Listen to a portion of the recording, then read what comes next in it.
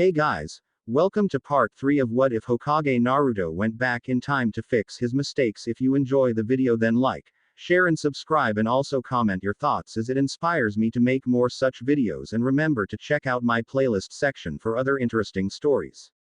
So let's get started. Chapter 6 Interlude. Friends, old and new. Are you people going to make sure I return to my apartment every night from now on, or will this stop sometime soon? Lazily, Kakashi glanced up from his book and I smiled a greeting at the approaching redhead from his position against Haruki's doorframe. Yo, you didn't come to practice today. We wanted to make sure you were alright. Beside the copy nin, Sakura was seated on his doorstep while Naruto and Sasuke were lazing in front of Naruto's. Kakashi pretended not to notice the twitch that was developing in Haruki's right eye. You did fine without me while I was away on my mission, Haruki pointed out dryly as he drew to a stop in front of them. And I'm not exactly on Team 7. But Haruki-san. Naruto jumped to his feet, blue eyes innocent and pleading at the same time. You need to keep up with your training too, and joining us would be perfect. Haruki arched an eyebrow at the blonde. Who said I wasn't training? I trained with Guy-san's team today. Kakashi blanched. Guy's team. For the love of God, why? Haruki's mouth tilted up into a slight smile. I promised, remember. I told him I'd train with his team as soon as I got back from my mission. Kakashi blinked. I thought you just said that to get away.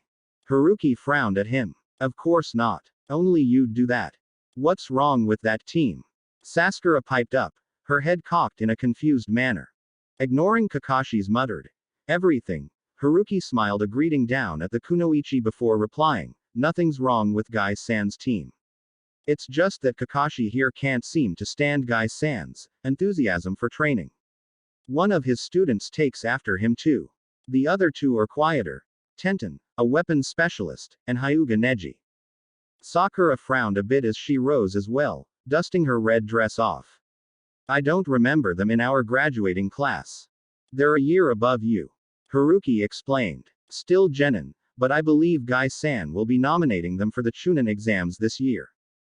Chunin exams. Naruto scratched his head. That's the thing we have to take to get to the next rank, right? Sasuke had straightened visibly at this, getting to his feet as well, and now turned to look at Haruki. Are they strong? Haruki gazed back at the Uchiha, carefully considering his answer. In terms of physical strength, he answered slowly. I'd say all three of them are already at Chunin level or just about there. But it takes more than brute strength to pass the exams. Other aspects are considered. Like what? Naruto looked excited now, and Sasuke seemed to have a hard time hiding the interest trying to surface on his face.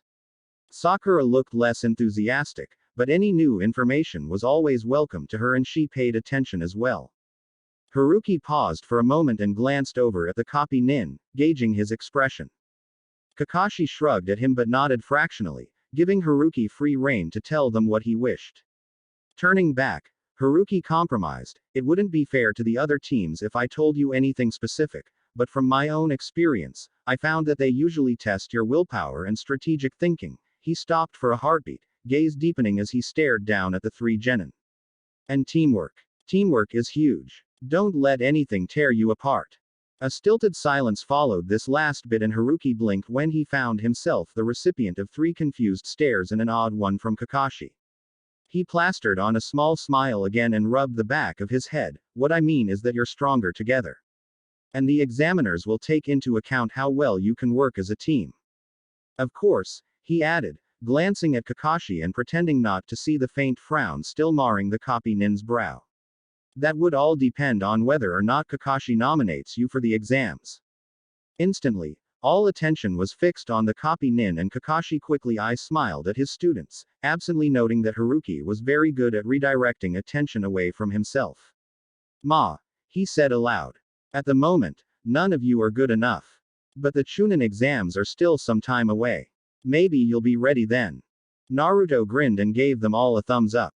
I'll definitely be ready. And Sasuke and Sakura-chan will be too. We'll show everyone that we're the best team ever. Believe it. Sasuke crossed his arms and rolled his eyes, but a confident smirk had made its way onto his face. Sakura just shook her head, but she couldn't quite hide the anxiety in her eyes, and Haruki made a mental note to do something about his old teammate's confidence level. Now, Kakashi straightened from his slouch against Haruki's doorway. Didn't you want to ask Haruki something, Naruto? The blonde's face scrunched up in thought for a second before his expression cleared and he turned eagerly to Haruki.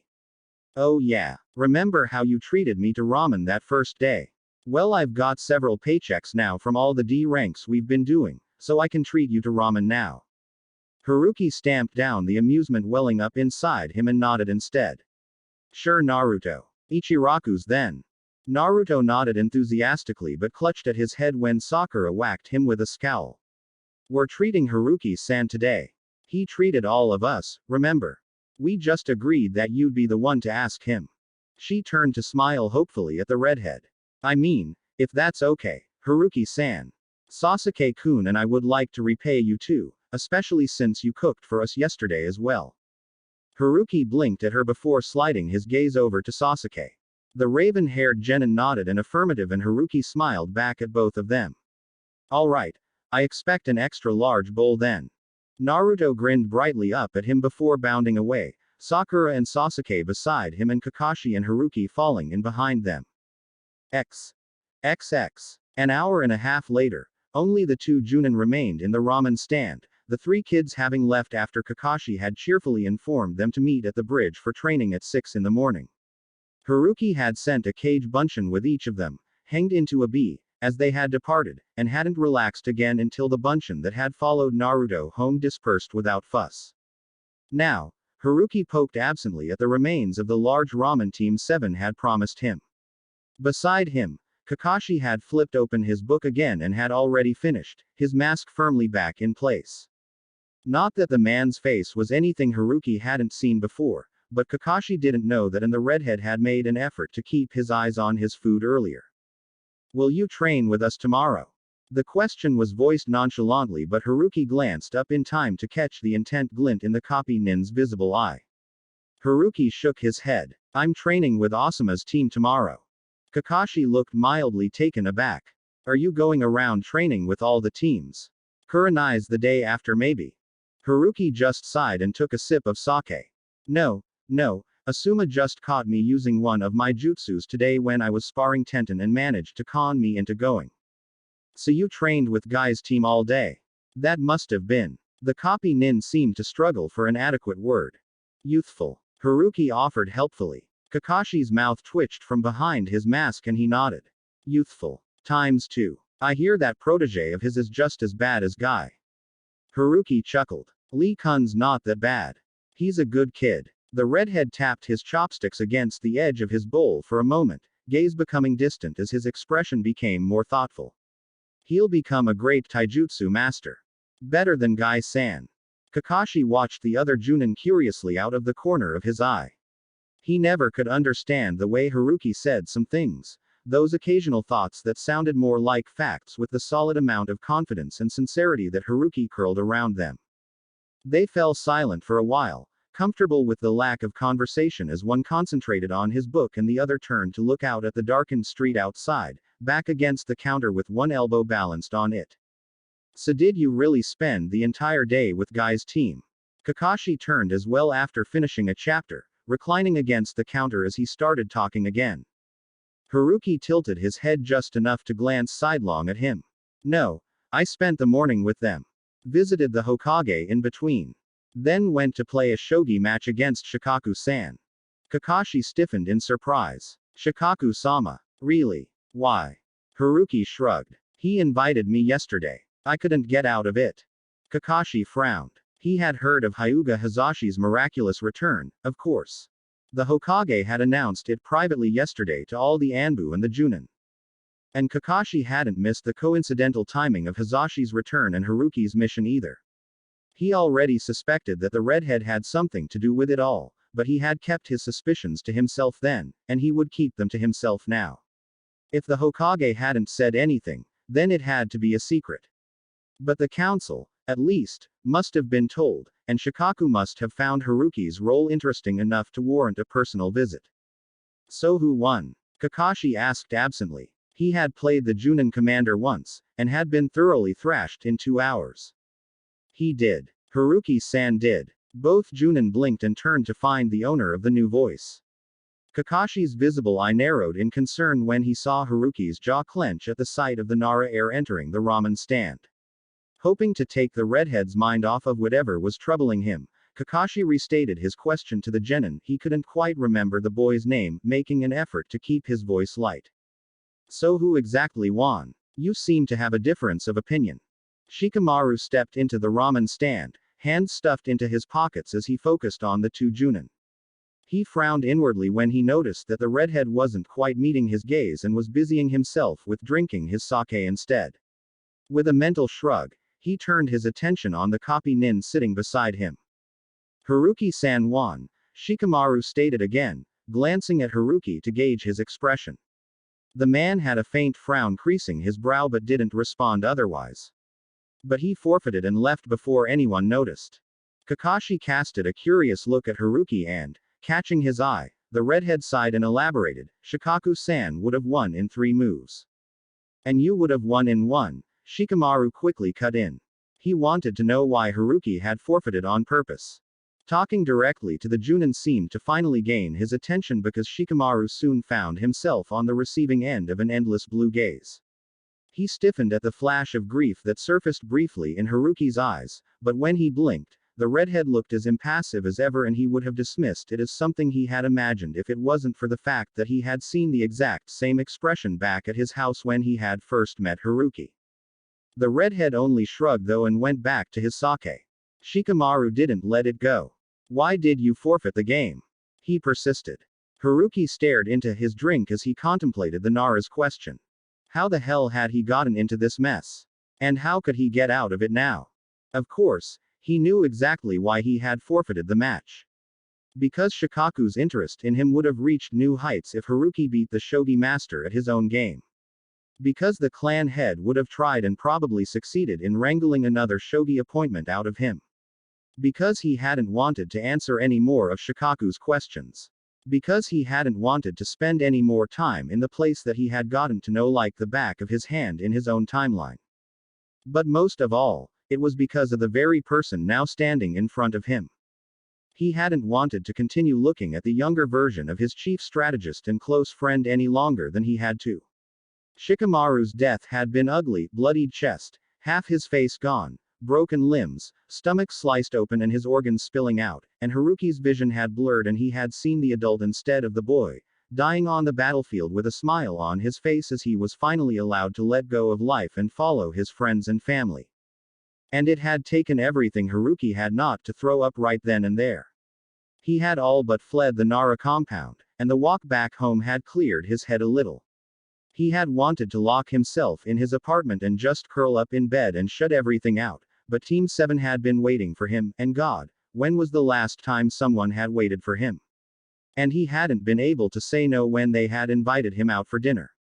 Now he wished he had as he tried to find a suitable answer for the genin he still had trouble looking at. The others he had interacted with so far had had cleaner deaths in his time, still horrible and agonizing, and he had felt a little bit of himself die after each one of them had been killed, but at least their deaths had been less bloody, and by the time Sasuke had gone as well, he had been half out of his mind with grief already and total recall of his general's body only came in his nightmares, so they had been easier to deal with. But Shika. I did not wish to continue playing, Haruki finally voiced, eyes focused somewhere over Shikamaru's left shoulder. And your father would have asked for another match had I won. Shikamaru's frown was now more pronounced as he tried to catch that cerulean gaze again. Would that have been so troublesome? It's Shogi. Haruki downed the rest of his sake in one gulp before getting to his feet, placing some money on the counter to cover the cost of the alcohol. Next to him, Kakashi also slid off the stool, eye darting between Haruki and Shikamaru.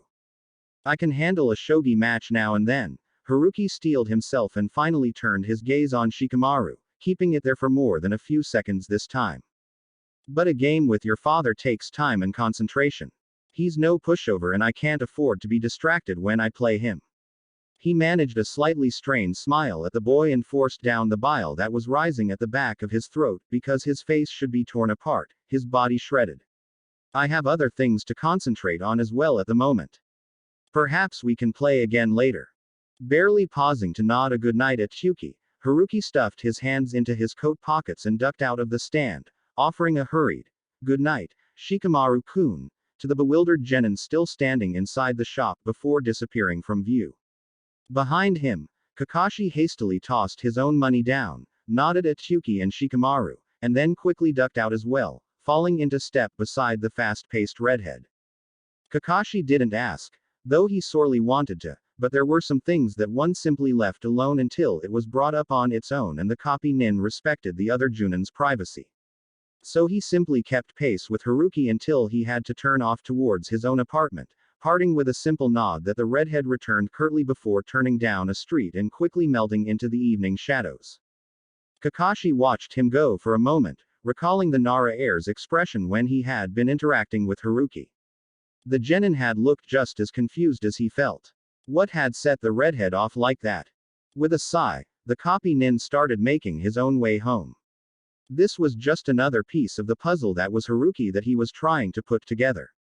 XX. Shikamaru shoved his front door aside with uncharacteristic irritability, making his way into the kitchen and dumping the takeout ramen in front of his dad at the dinner table.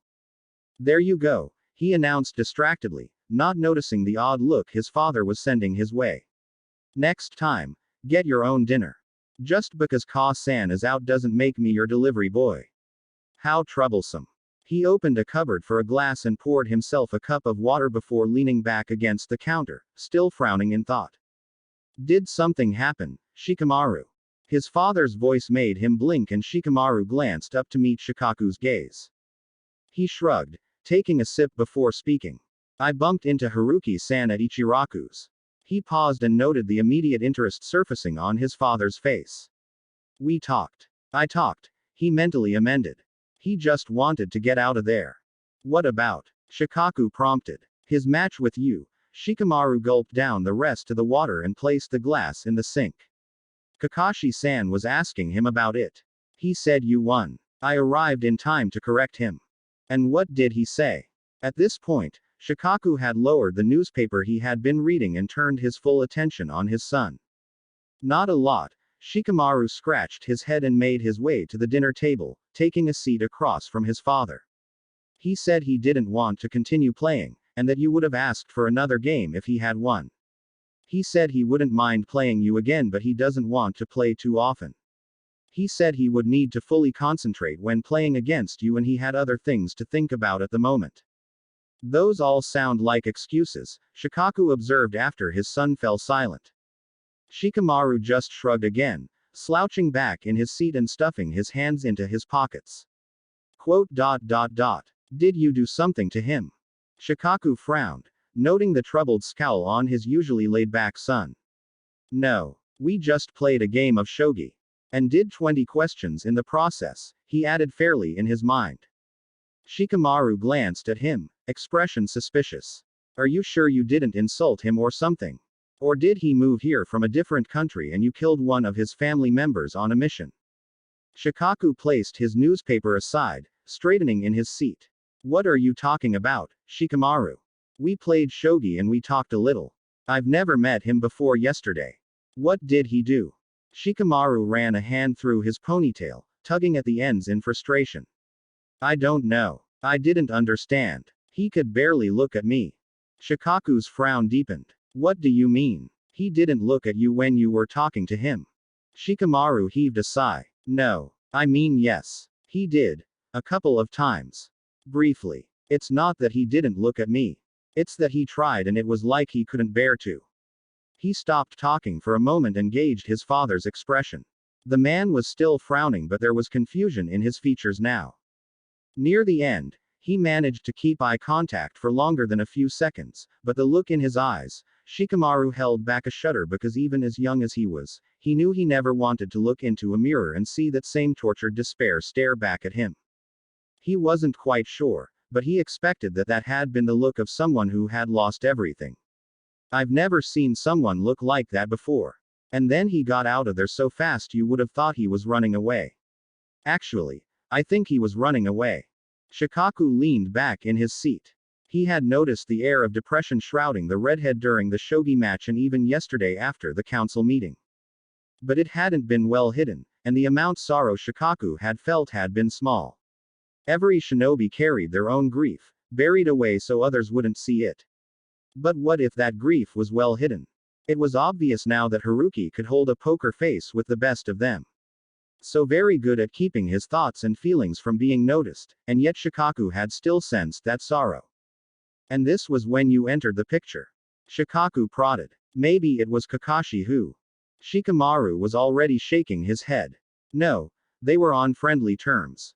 He definitely started looking like that after I stepped inside that ramen stand. Shikaku rubbed at his goatee before sighing and reaching for the ramen. You mentioned a look. What did he look like when he looked at you then?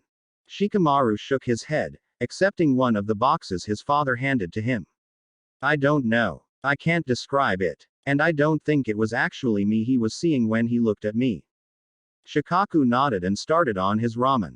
It probably wasn't. Haruki hadn't even met his son until today.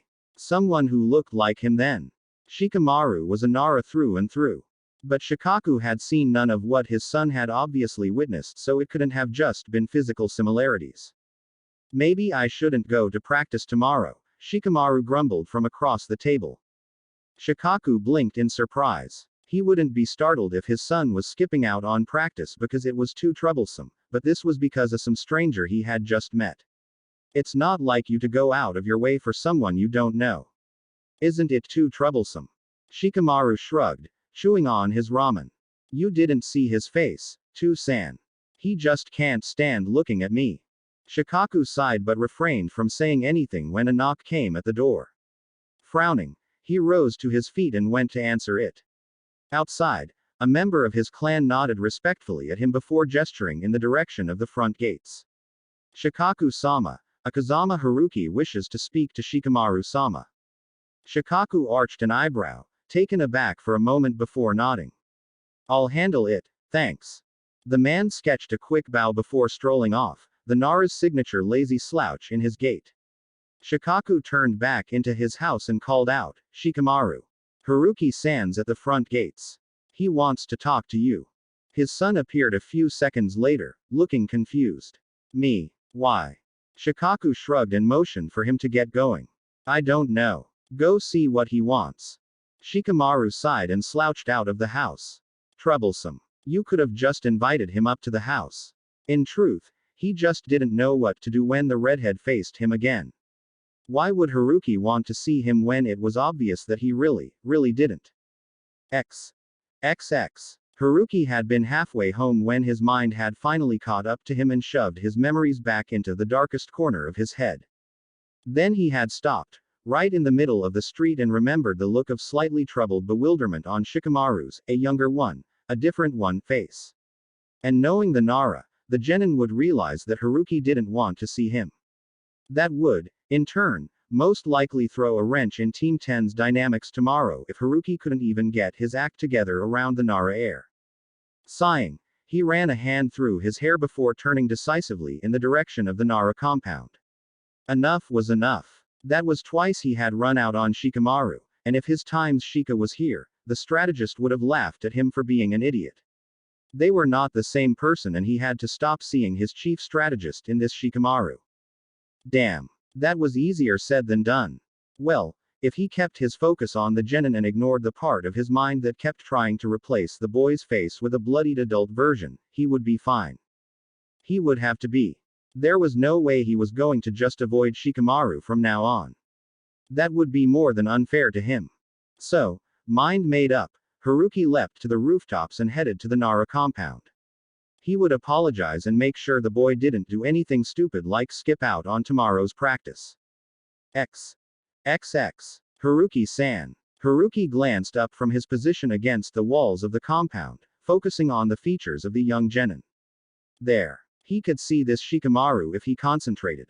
Sorry to bother you so late at night, Shikamaru-kun, Haruki started, straightening from where his place against the wall. I wanted to apologize for earlier, at Ichiraku's. Shikamaru blinked before rubbing the back of his head. Of all the things he had expected, it wasn't this. He had been prepared to agree if Haruki came to ask him not to go to training tomorrow, or something of the sort. He hadn't been expecting an apology, and the sorrow he had seen before was gone from the redhead's eyes. Are carefully tucked away. So, I'm sorry. Haruki sounded awkward, and Shikamaru realized, with a mildly embarrassed start, that he had simply been staring at the redhead without responding. He quickly shook his head. It's all right. No harm done.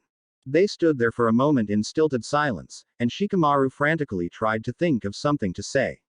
Should he offer to skip out on tomorrow's practice? Maybe he should just wait for the Junin to say something first. Or should he invite the man in? God, this whole situation was troublesome to begin with. You will come to practice tomorrow, then. Haruki finally spoke, taking the decision out of Shikamaru's hands, and the Nara heir was startled when he heard the hopeful note in the Junin's voice. Are you sure? He stuffed his hands into his pockets for lack of anything better to do with them. I mean, I don't have to. It's just for a day, and I'm sure. Haruki cut in firmly, blue eyes still holding his own. Shikamaru absently wondered how hard the redhead was trying right now. What happened earlier didn't have anything to do with you. It was just my own mind being stupid. I have nothing against you, Shikamaru-kun. Well, I definitely hope not. A Junin having something against me is just really troublesome. He responded automatically, and then paused to study the redhead's expression. Maybe he shouldn't have said that. But Haruki surprised him again with a slight smile, the first genuine one Shikamaru had seen on the Junin. Then you'll be there tomorrow. The redhead continued lightly. Shikamaru sighed but nodded. I'm not sure if Asuma-sensei told you, but we usually meet up at Ino's. She's one of my teammates, at her family's flower shop before going to train. Haruki nodded an affirmation. He did. I'll be there at 10. Shikamaru nodded again, and the awkward silence descended around them once more. He could swear he heard his father snicker from somewhere out of sight and mentally scowled at the man. Eavesdropping. If only his mother was here at the moment. She'd have him cowering in a second for being so troublesome. Then I'll see you tomorrow, Shikamaru-kun. The redhead finally offered, and then raised his voice a little after Shikamaru muttered a good night. Good night, Shikaku-san. Shikamaru blinked and then spun around. He knew it. From the shadows of the compound walls, his father stepped into the dimly lit street, already nodding cordially at Haruki. Good night, Haruki-san. Shikamaru expected his father to mention the earlier shogi match, but Shikaku stayed silent as the redhead disappeared into the night. Why didn't you say anything? Shikamaru fell into step beside his father as they headed back indoors. Shikaku shrugged. He came all this way to apologize. I'll give him a break for now. There's always next time. Shikamaru rolled his eyes and idly wondered if he would be pushing too far if he asked Haruki for a shogi match tomorrow. Then he sighed. Why did even asking for a shogi game have to be so troublesome? XX. At 6 in the morning, Haruki was up and dressed for the day, leaping over the rooftops towards the Hokage Tower. An Anbu had swung by earlier and informed him that the Hokage wanted to see him. Haruki suspected that Sarutobi had more questions about yesterday. You wanted to see me. Sarutobi glanced up as a familiar redhead leapt in through the window. His Anbu guards didn't even straighten at Haruki's appearance anymore, letting him pass without comment. He mentally shook his head. Was that a good thing or not? Yes. Sarutobi briskly activated the privacy seals again before turning his full attention on Haruki. I've sent out a message to Jiraiya and his reply just came back earlier this morning. He's on his way to track down Tsunade. In the meantime, I wanted to know more about your abilities in Fuinjutsu. Jiraiya couldn't find a way to permanently counter Orochimaru's cursed seal. You mentioned that you could. Haruki nodded, already sensing where this was going. If you can make Anko-san believe that I could get rid of her seal, easily. Sarutobi frowned faintly. Haruki had said he could, but only in passing. Now the redhead was confirming it, but surely there would be some complications. But what would you need? Sarutobi had to be certain of all the aspects of this counter seal. How much time? And what would be the side effects? Haruki tilted his head, observing him with careful cerulean. Old man, you don't have much confidence in my fuinjutsu skills, do you? He asked mildly, ignoring the immediate protest that surfaced on the sandame's face. There aren't any side effects. I need some of Anko-san's blood, her patience, her strength of will, her high pain tolerance, and a blank scroll. As for time, he paused to consider this, noting the Hokage's astonished face with some amusement. 2 hours. Quote. You're serious? Sarutobi asked with some disbelief. You can really get that seal off with only those things? Haruki nodded, eyes grave. Yes, especially since Anko-san doesn't even have the full cursed seal. And I've done it before. I got rid of Anko-san's seal in my timeline. Sarutobi relaxed at this. If Haruki had already done it once, then that was a different matter. Very well. I've actually already summoned her and she's on her way. Is it possible to do it now? You said 2 hours would suffice. Haruki nodded and reached into his coat to pull out a scroll. It was a good thing he was always prepared.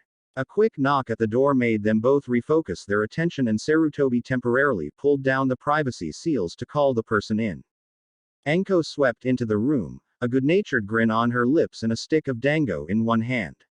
Morning, Hokage-sama, she greeted, her gaze sweeping the room before landing on Haruki.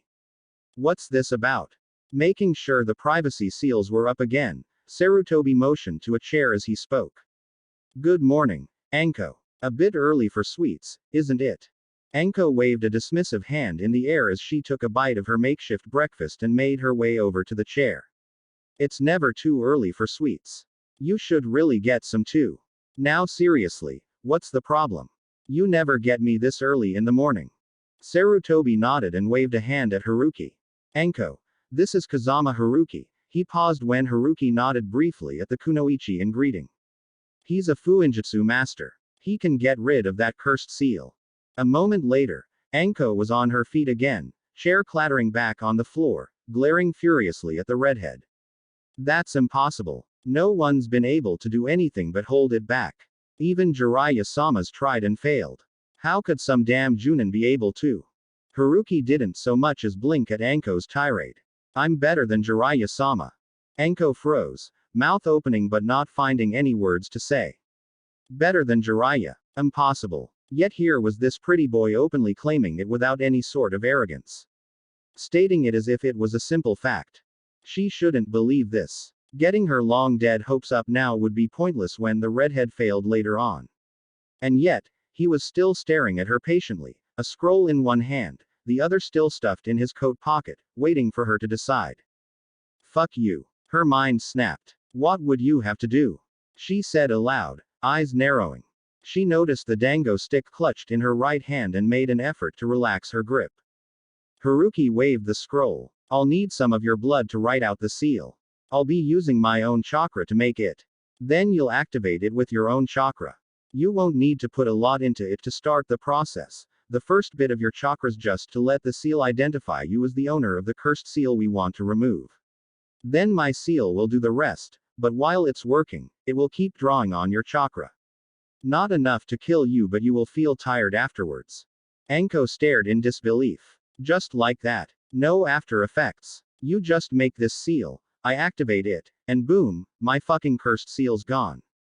Haruki shrugged. I'll need an hour and a half to get this seal ready, and it'll take about half an hour for it to do its job. He paused, and then warned, and it'll hurt. A lot. Like I said, you'll feel drained afterwards and you'll be suffering from chakra depletion, but that'll come back soon enough.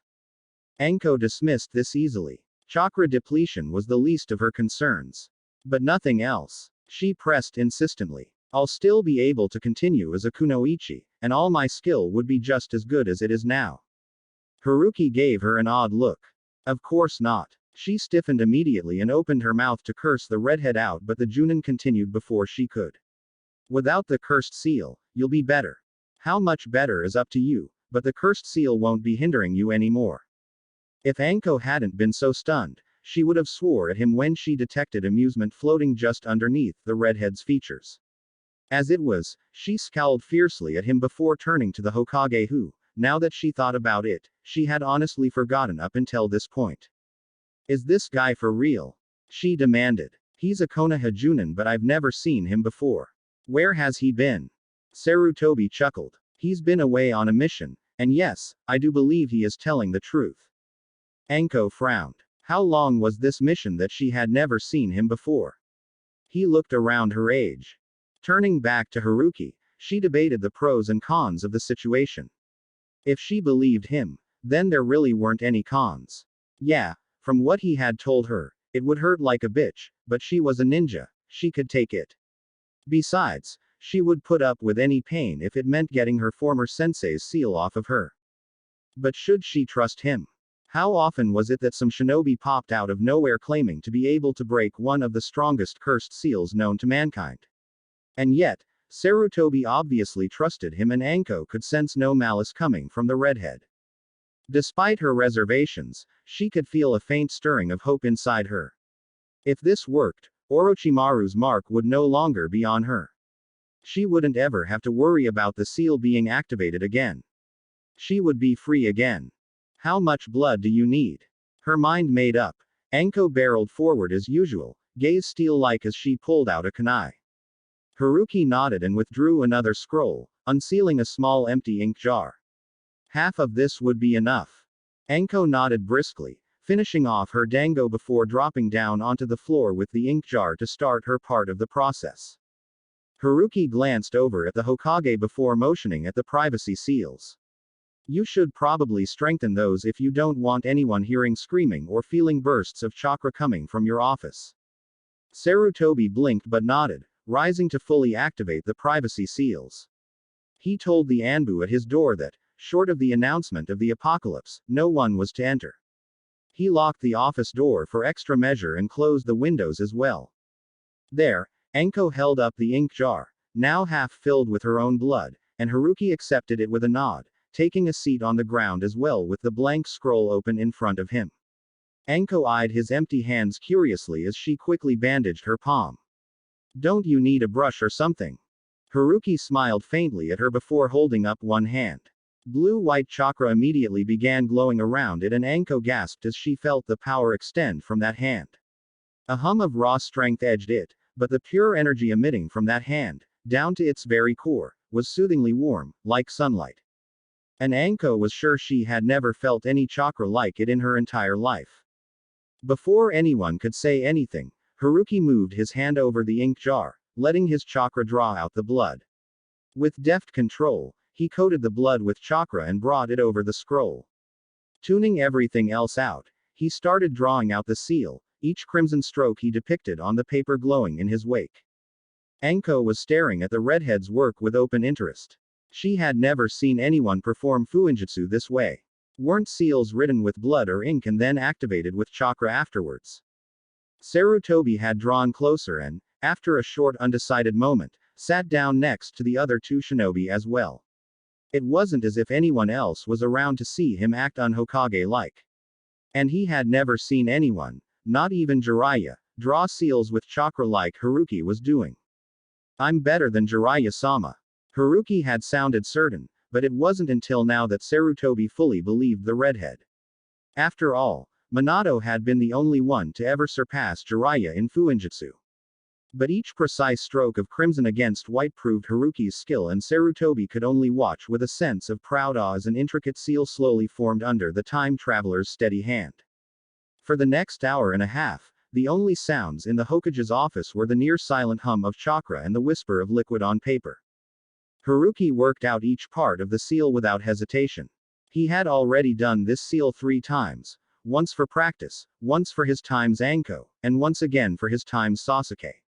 Sasuke's seal had been no picnic to remove, being the most powerful of Orochimaru's cursed seals, but the snake Sannin had finally died, so that at least had made the process that much easier. Finished, Haruki glanced up, releasing the chakra he had gathered to his right hand as he used up the last of Anko's blood. He blinked, somewhat startled when he realized that both the room's other occupants were still staring avidly at his seal. That's it. Anko's voice was subdued for once as her eyes traced the design Haruki had made. Only the center, depicted with a sun-like pattern, looked simple. That will remove Orochimaru's cursed seal. Haruki nodded, scanning the scroll for any mistakes. We can start anytime. Anko took a deep breath before nodding firmly. What do I do? The Junin placed the scroll back on the ground in front of Anko, spreading it open as he motioned for the Sandaime to move back. Sarutobi rose to his feet and retreated to his desk, still studying the seal. He had never seen anything like it. He could pick out pieces of designs, a few swirls for foreign chakra removal and some strokes twisted together for stability, but it was the intricate kanji on either side of the center that interested him. All the kanji were tied into the wind element. The kanji for wind served as the base before spreading out from there. Airstreams, breezes, and gales, all the way up to monsoons, squalls, even storms, and tied together again with zephyrs.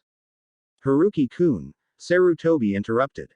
Why is this seal based on so much wind element? How would this be able to remove the cursed seal? The only part of this that relates back to the actual seal is the center, and it is only a basic design for curse removal. Haruki offered a half smile as he settled on the opposite side of the scroll. My elemental affinity is wind, old man. This seal will be the support for me. I'll be the one removing the cursed seal through this. Anko straightened, looking mildly alarmed. Wait a minute. I thought the seal would be doing the work. You didn't mention anything about yourself. Haruki frowned at her. I won't hurt you. Anko snorted derisively. If I was worried about you hurting me, Red, I wouldn't have agreed to this in the first place. The seal could just as easily kill me. I'm asking what will happen to you. The redhead's brow cleared, taking the sudden nickname in stride as he smiled again. Ah, I see. I'll just be a little tired afterwards. Like I said, no after effects. The kunoichi eyed him suspiciously before shrugging grudgingly. Sarutobi quickly cut in again before they could start.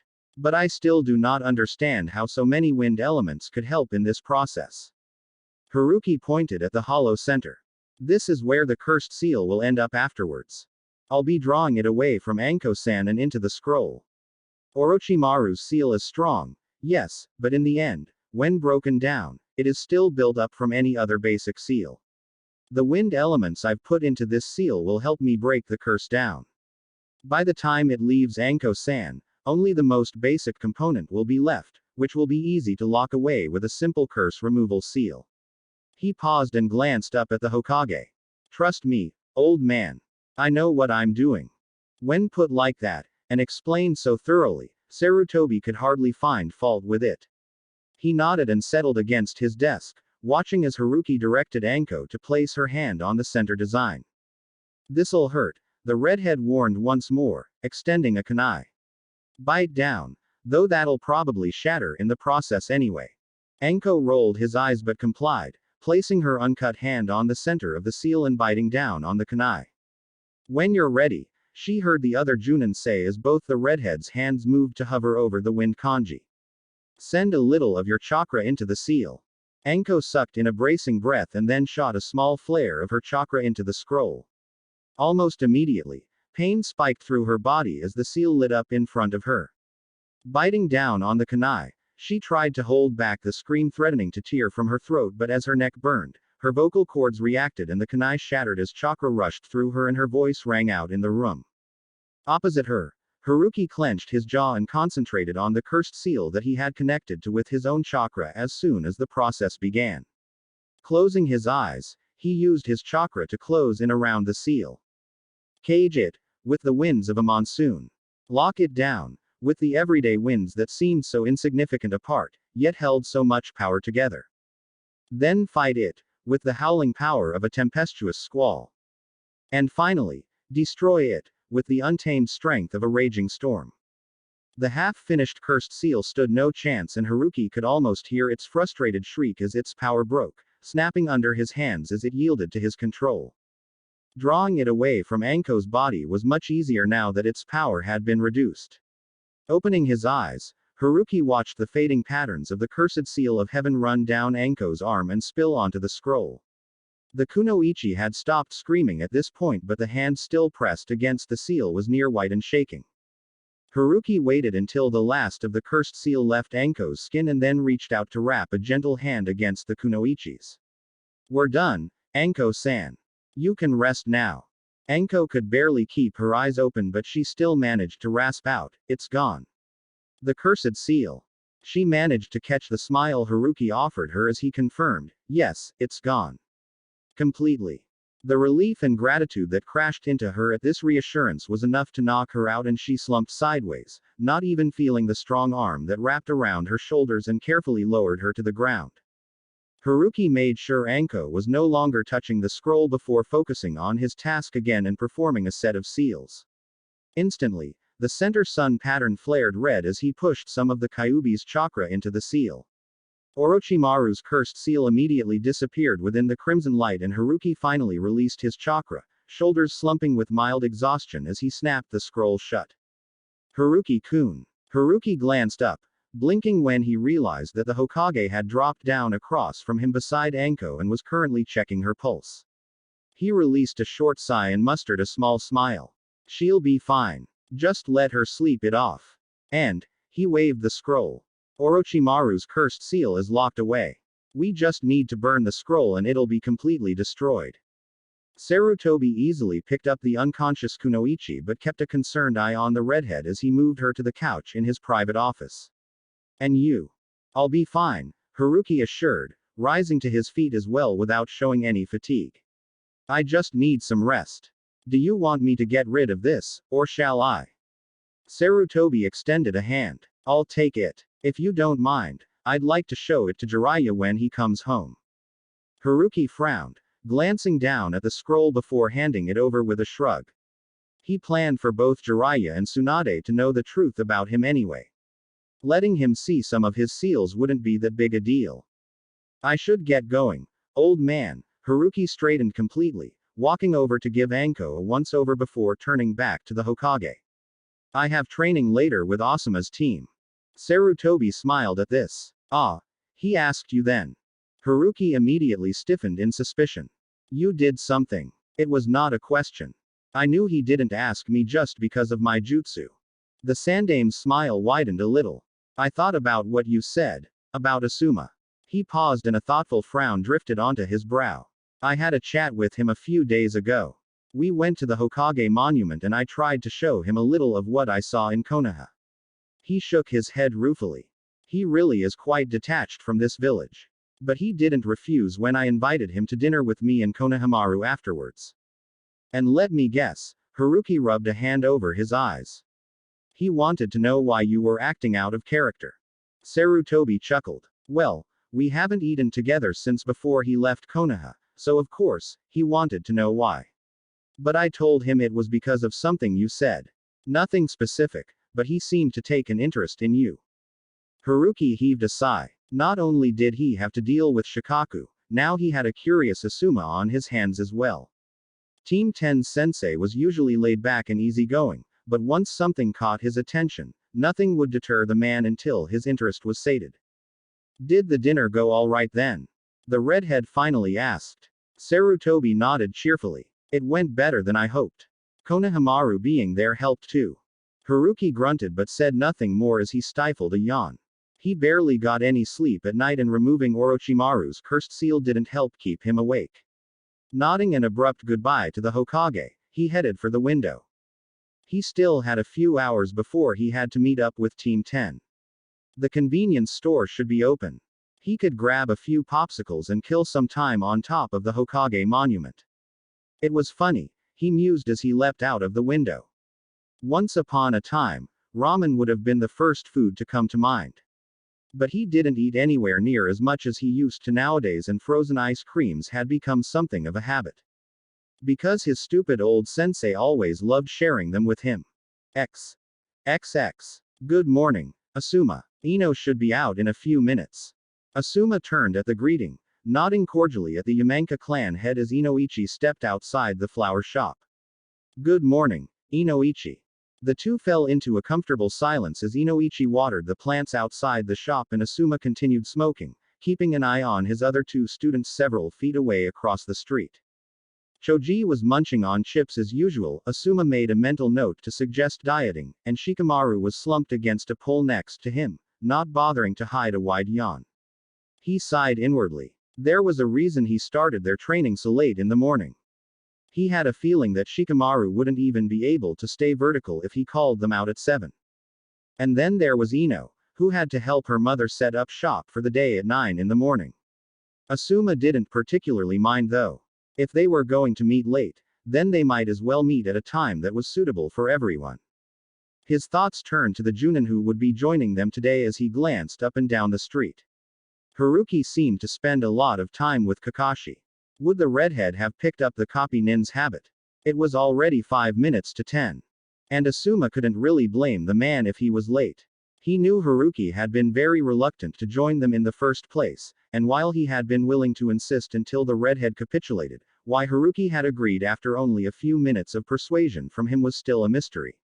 And he was curious to see who this Junin was. As far as he knew, Kakashi never willingly spent much time with other people. He wasn't a loner and he socialized when he joined them for a few drinks at the bars, but the man never went out of his way to seek out company, preferring to stay to the side and read those damn books of his. Yet Kakashi had invited Haruki to train with his team, and the short interaction he had seen between them after they had been given their missions by the Sandaime had been relaxed and comfortable. The copy nin obviously considered the redhead a friend, even though they had only just met. This fact only served to mystify him even more. And of course, there was his father too. Asuma could barely remember the last time he had sat through a dinner with Sarutobi without getting into an argument or sitting in stilted silence, much less actually enjoyed one. His father had clearly been deliberately cautious whenever he spoke, careful not to come on too strongly when voicing his opinions as he had in the past, but Asuma couldn't ever recall his father trying to hold a conversation and not attempt to make Asuma see things his way. He had appreciated it, and they had somehow managed to get through dinner with only friendly exchanges between them. And afterwards, once Konohamaru had gone home and he had walked his father back to the Hokage Tower, his curiosity had gotten the better of him and he had asked, just before they had gone their own ways for the night, why? Imagine his surprise when Haruki's name had come up. Sarutobi hadn't said much more than that, and Asuma had left, mulling over the mysterious Junin no one seemed to know. The very next day, he had checked the mission registry and noted the day that the redhead would be returning from his intel mission, which, now that he thought about it, suspiciously coincided with Hyuga Hazashi's miraculous return. He would have to think more on that later, and had sought out the redhead as soon as he could. He had remembered Haruki's promise to Guy and had wondered whether the other Junin would keep it or not. He knew when and where Guy's team trained, there wasn't a single shinobi who didn't, what with Guy's youthful rants, and had swung by the training grounds on his way to the Hokage Tower. He had only been mildly surprised when he had seen the redhead training with one of Guy's students. He had been much more stunned by the jutsu he had witnessed Haruki execute. The lightning jutsu, at least in A class, had been flawless, but from what he had managed to overhear without being detected, lightning wasn't even Haruki's natural affinity. Wind was. Same as him. Asuma could count on one hand the number of ninja that had a wind affinity in Konoha and still have fingers left over, and most of them hadn't even completely mastered it. Wind was the hardest element to control after all. But if Haruki could pull off such a powerful jutsu with an element that wasn't even his main affinity, he had no doubt that the redhead could do some serious damage with wind chakra. A couple of approaching Chunin came into view and distracted him from his thoughts when they drew level with his students. He didn't have time to do more than frown in their direction when he saw the sneers on their faces before Inoichi spoke up. Ino tells me that you invited Kazama-san to your training session today. Asuma turned his head to take in his female student's father. Inoichi had a broom in hand and was sweeping up some of the stray leaves and petals littering the ground even as he pinned Asuma with that piercing blue-green gaze. He mentally shook his head. Sometimes, he still couldn't wrap his mind around the fact that Konoha's greatest interrogator had retired and become a florist. Yes, he replied, removing his cigarette and putting it out first. Inoichi didn't mind that he smoked as long as he didn't do it while they were having a conversation or when he was within a few feet of his daughter for an extended period of time. He caught my attention when he was training with Guy's team and I invited him to train with my team for a day. He glanced up and down the street again. He should be here soon. Inoichi's thoughtful frown made him think back to the clan head's words. Kazama-san. Inoichi had called him, but there had been an underlying edge of something that pinged on Asuma's radar. Do you know him? The man may have been retired, but he hadn't lost any of his famed impassivity that hid his emotions from the world and made enemy Nin quiver in the interrogation rooms. We have met, Inoichi acknowledged without pause. In passing only though. Which really didn't give away anything, but Asuma was willing to bet that Inoichi was interested in the red-haired Junin as well. Suddenly raised voices caught both their attentions and they turned simultaneously to watch the obvious argument between the two Chunin and Asuma's students. Neither Chunin had seen Asuma or Inoichi, or they would have probably had second thoughts about picking on the two genin. Fatty, like you could never become a shinobi.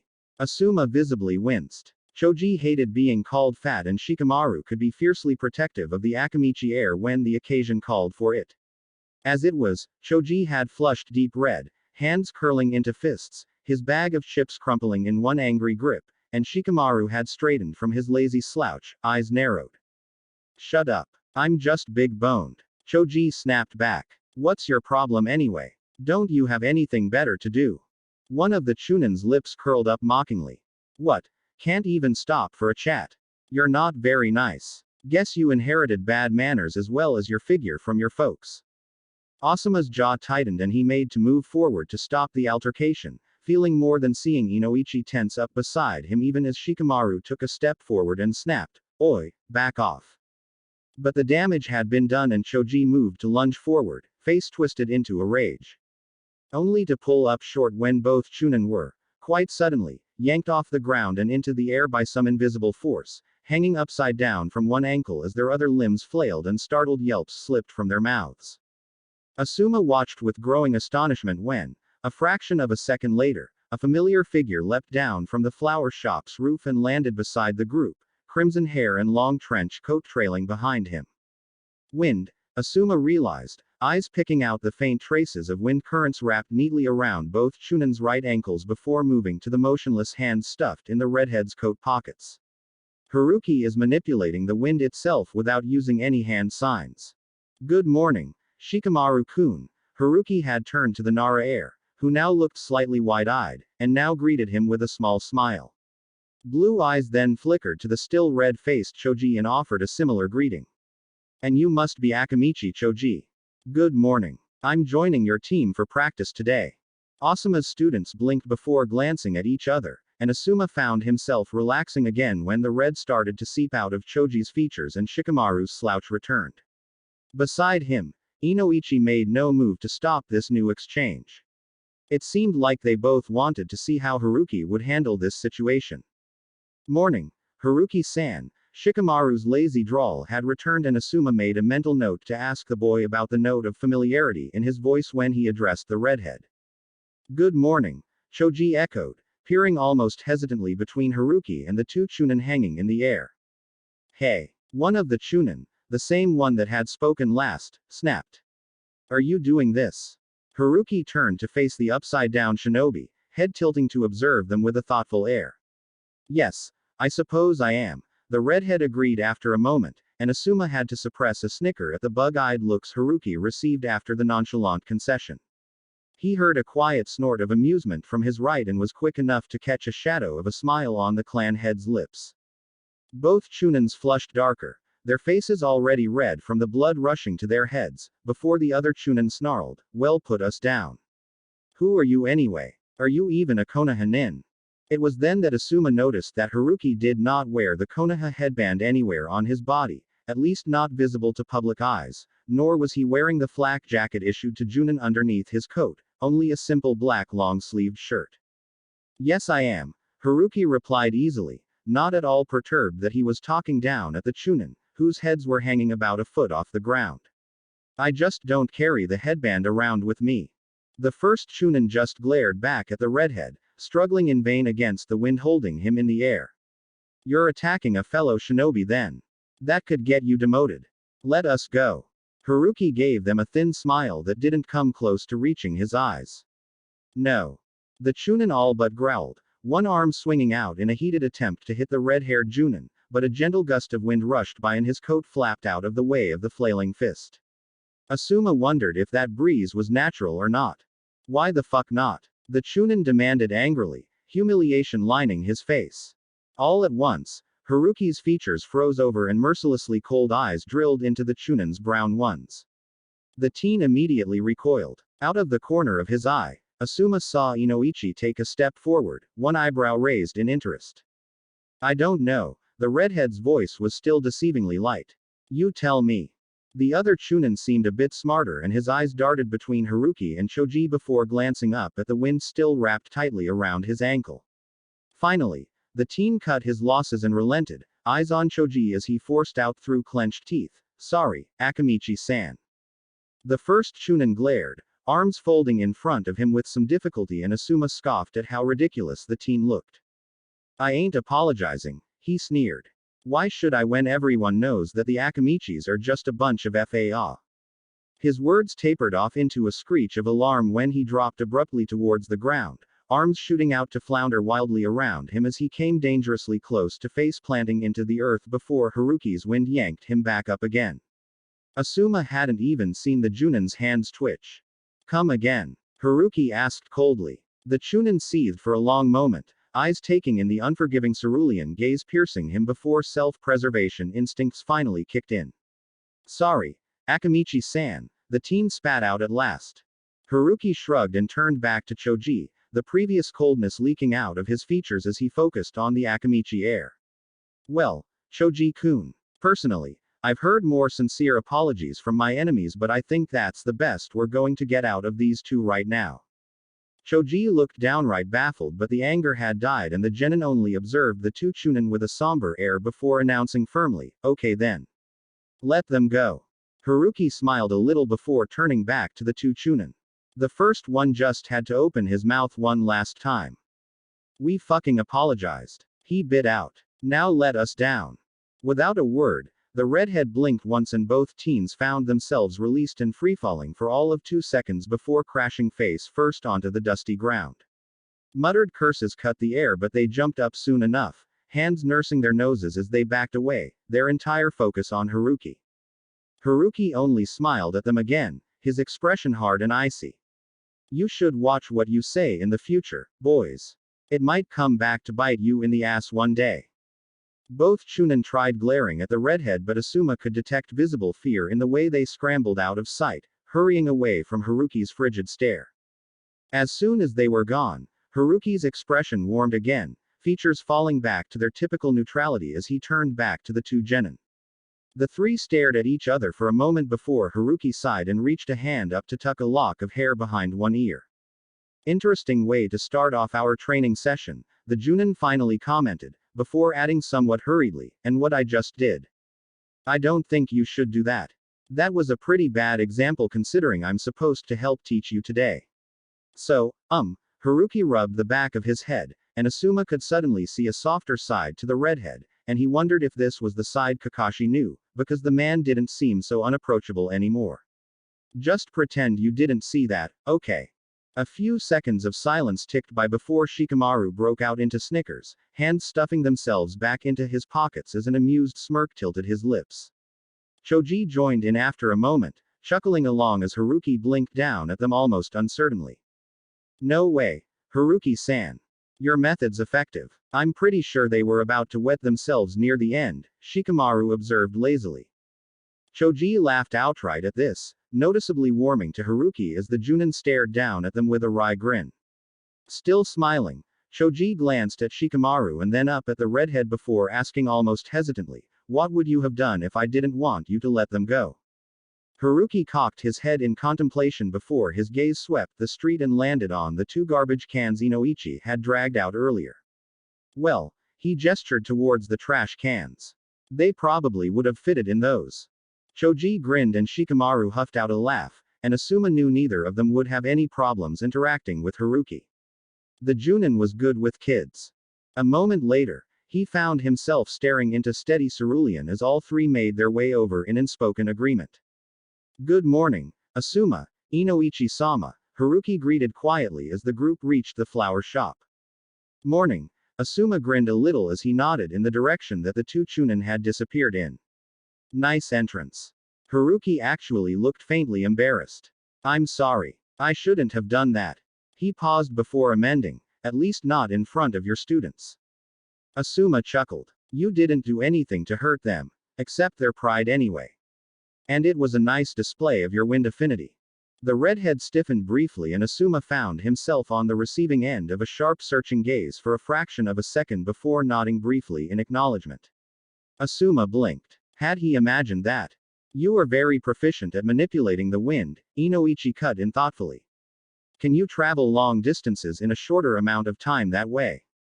Asuma found this question somewhat strange, but Haruki took it in stride and nodded. Inoichi seemed satisfied with the answer and offered a slight smile instead. You're standing outside my home. No need to be so formal. Haruki blinked before dipping his head in acquiescence. Inoichi-san then. Now you just have to meet Choji's old man and you'll have met the whole set. All eyes turned to the slouching Shikamaru and Asuma raised a questioning eyebrow at him. Shikamaru just shrugged a little before glancing up at Haruki. He's already met my dad. Inoichi switched his gaze back to Haruki. You've met Shikaku. Haruki looked mildly uncomfortable but nodded somewhat warily. Yes. I met him a few days ago. He paused, a small amount of irritation surfacing on his face. We played shogi. Inoichi chuckled and Asuma felt his lips quirk up again. Most of the village knew of the Nara clan head's prowess in shogi. Well, Inoichi grinned a little. No one's beaten Shikaku in decades. Don't feel too bad. Shikamaru spoke up before Haruki could get a word in edgewise, scoffing, my dad lost.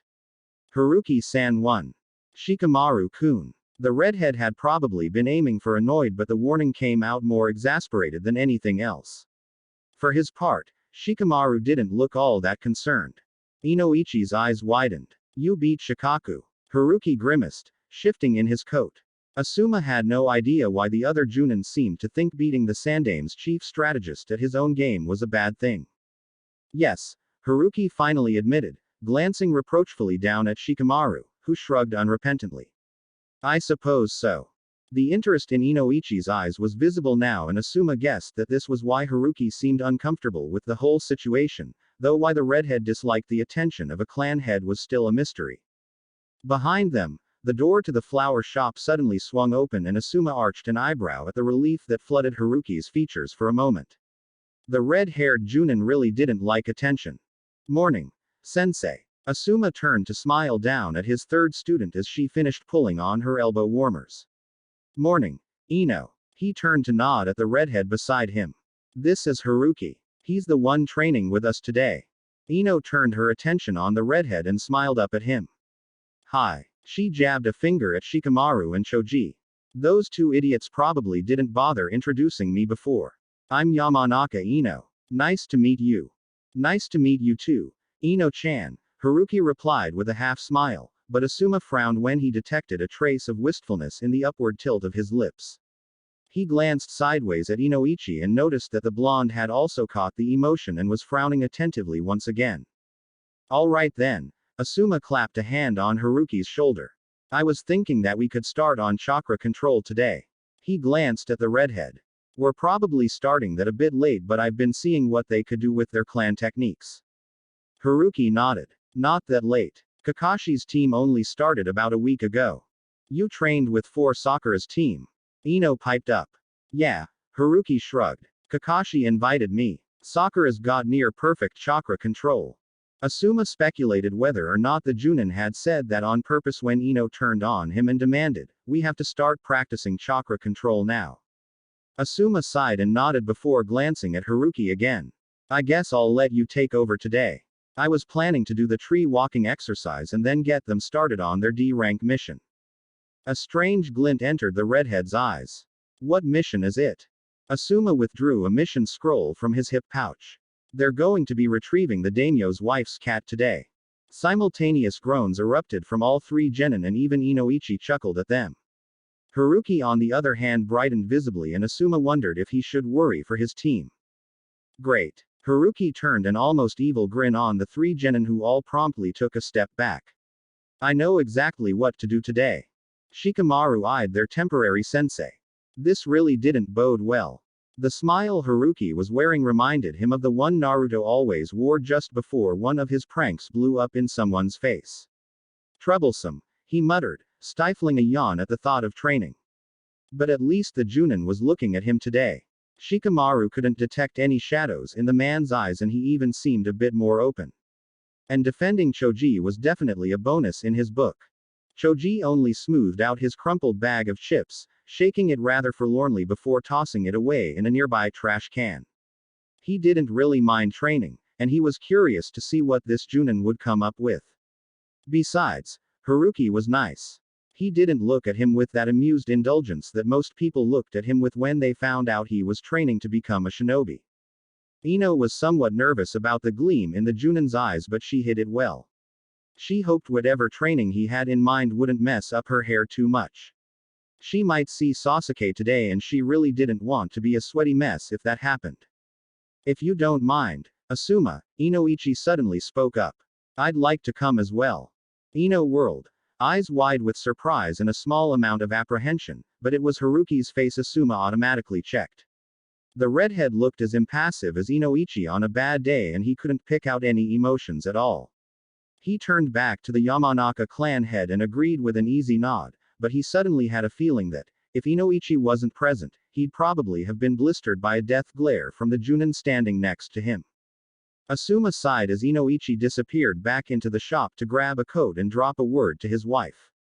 Glancing sidelong at Haruki, he abruptly felt a bit like an ass when he caught the restless frown marring the redhead's brow. Now that he looked closer, Haruki seemed a little on the tired side as well. The Junin was already training with them per his request. He could at least cut the man some slack if he really didn't want Inoichi tagging along. If you want, Asuma voiced quietly so that only Haruki could hear. I could tell him I changed my mind. Refusing a clan head could be a little daunting, refusing Yamanaka Inoichi even more so, but he would manage. Haruki was already shaking his head, withdrawing a hair tie and pulling back his hair into a simple ponytail. It's fine, Asuma. Don't worry about it.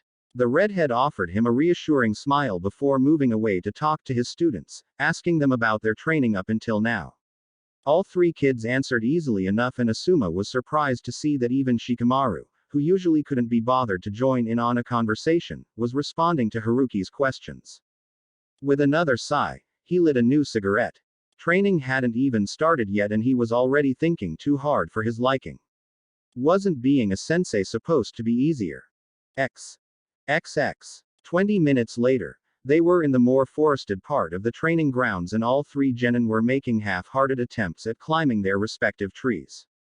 Asuma, Inoichi, and Haruki stood to the side, watching as Ino managed to make it about a third of the way before the wood crunched under her foot and gravity dumped her back to the ground. Choji managed a few running steps to about a quarter of the tree before tumbling back down as well, and Shikamaru took a few steps upwards, only reaching about 3 feet above the ground before he too had to jump back to the forest floor. Asuma said nothing, content to let Haruki run the show today. He wanted to see what kind of sensei Haruki would make. Beside him, Inoichi was leaning against the trunk of a tree, arms folded in front of him as he kept an idle gaze on the genin. They're exactly the same, the little brats. At Haruki's irritated mutter, Asuma and Inoichi both glanced at him before following his line of sight. Surprisingly, his gaze was settled firmly on Shikamaru. Who was the Nara heir similar to? One of Kakashi's students perhaps? Haruki, for his part, was mentally comparing Shikamaru to one of his own former students, a Nara as well and one of the Nara heir's younger cousins. Akio had been just as lazy as Shikamaru and had also pretended not to know the tree-walking exercise. A Nara needed to learn chakra control to be able to control shadows effectively.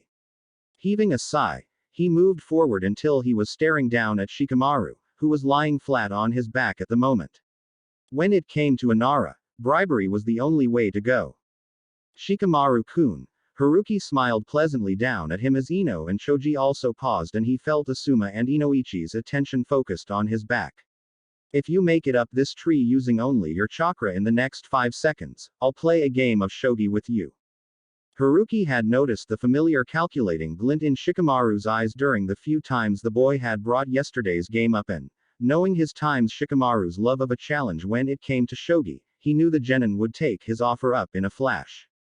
Indeed, a moment later, The brown-haired genin was standing again, pausing only long enough to gather chakra into the soles of his feet before taking off for his tree. 5 seconds later, Shikamaru was standing sideways at the very top, obviously knowing he had just been bribed but smirking triumphantly anyway. Haruki snorted, shaking his head in exasperation before jerking his head at the ground to prompt the boy back down again. What amazing progress, he deadpanned dryly. Now get back down here. Shikamaru just grinned a little and scampered back down as able as any squirrel. Do I get my shogi game? He asked as he came to a stop in front of Haruki again. Rolling his eyes, the redhead nodded.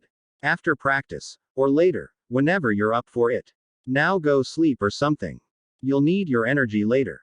Shikamaru's grin widened as he sauntered away and settled at the base of his tree for a morning nap. Haruki hid a smirk of his own.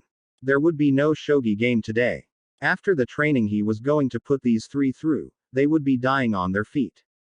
Turning, he caught sight of Ino and Shogi gaping at Shikamaru. Catching their attention, Haruki stared pointedly at their own trees. Well, what are you waiting for? The longer you two take, the more free time Shikamaru-kun gets. Immediately, Ino scowled but her face flooded with determination and she took off for her tree again. Shogi glanced enviously at his best friend but straightened and continued the exercise, redoubling his efforts as he concentrated on his chakra. Making his way back to Asuma and Inoichi, Haruki found himself on the receiving end of twin stares of disbelief. He mustered an innocent look that almost always worked to get him out of doing paperwork whenever Sasuke or Neji hunted him down to complete it. Both shinobi blinked in surprise before Inoichi released a startled laugh and Asuma shook his head. You just bribed one of my students, Asuma pointed out, voice mildly amused. Haruki scoffed. All three of them are unmotivated right now. Trust me, you'll be resorting to bribery in no time. Asuma sighed and glanced at his students. I don't think Shikamaru would agree to shogi matches with me. Kid's a genius. No. Asuma's eyebrows shot up at the redhead's certain tone. He'll enjoy playing against you. Blinking, Asuma glanced at Inoichi who had been silently observing their exchange. The blonde shrugged a little even as Haruki continued, oblivious to their confusion. But you could always bribe him with cloud watching or something, Haruki continued easily. And you could treat Shoji-kun to lunch. Though not too often. He added with a slight grin.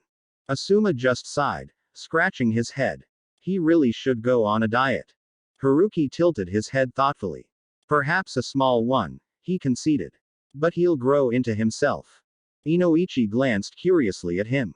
What do you mean? Haruki heed absently, eyes focused on Shoji. He's an Akamichi. Can you imagine what would happen if he had the body size of, say, Shikamaru-kun? He'd never be able to handle his clan's techniques. He shoved his hands into his coat pockets. He'll be fine. In a couple years, he'll be all muscle. Turning to give them a sharp, fierce smile, he added darkly, and then we'll see what other people say about him when he can put them through the floor.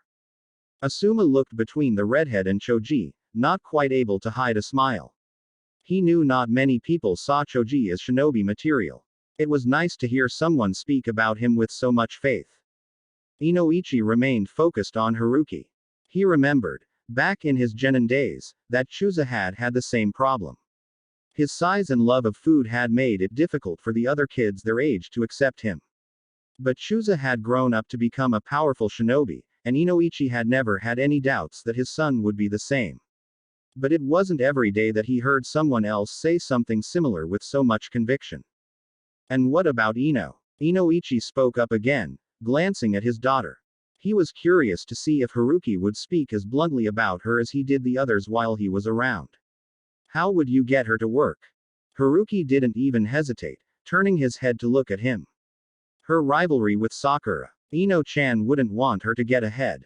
Inoichi nodded in agreement as Asuma listened on. He knew of Ino's rivalry with Haruno Sakura, but didn't really know the details. It's too bad, really. Inoichi eyed his daughter with a small frown. They used to be pretty good friends. Haruki surprised them by actually laughing out loud. It was soft and didn't last very long, but it was genuine and the first one either had ever heard. The best kind of friends can be rivals as well, Inoichi-san, Haruki commented lightly. They'll make up sooner or later. Asuma cocked his head, fiddling with the pack of cigarettes in his jacket but not pulling it out. There was a ring of familiarity in the redhead's voice when he said this. Did you have one then? A rival? Immediately, the cheerful light died in Haruki's cerulean gaze and something dark and ugly and haunted replaced it, making both shinobi freeze. And then the redhead blinked and they found themselves staring at ice, blank and impassive as Haruki replied curtly, everyone has rivals. Before Asuma or Inoichi could ask further, Ino called out from the base of her tree, panting for breath, Haruki-san, how did you know Shikamaru could climb the tree?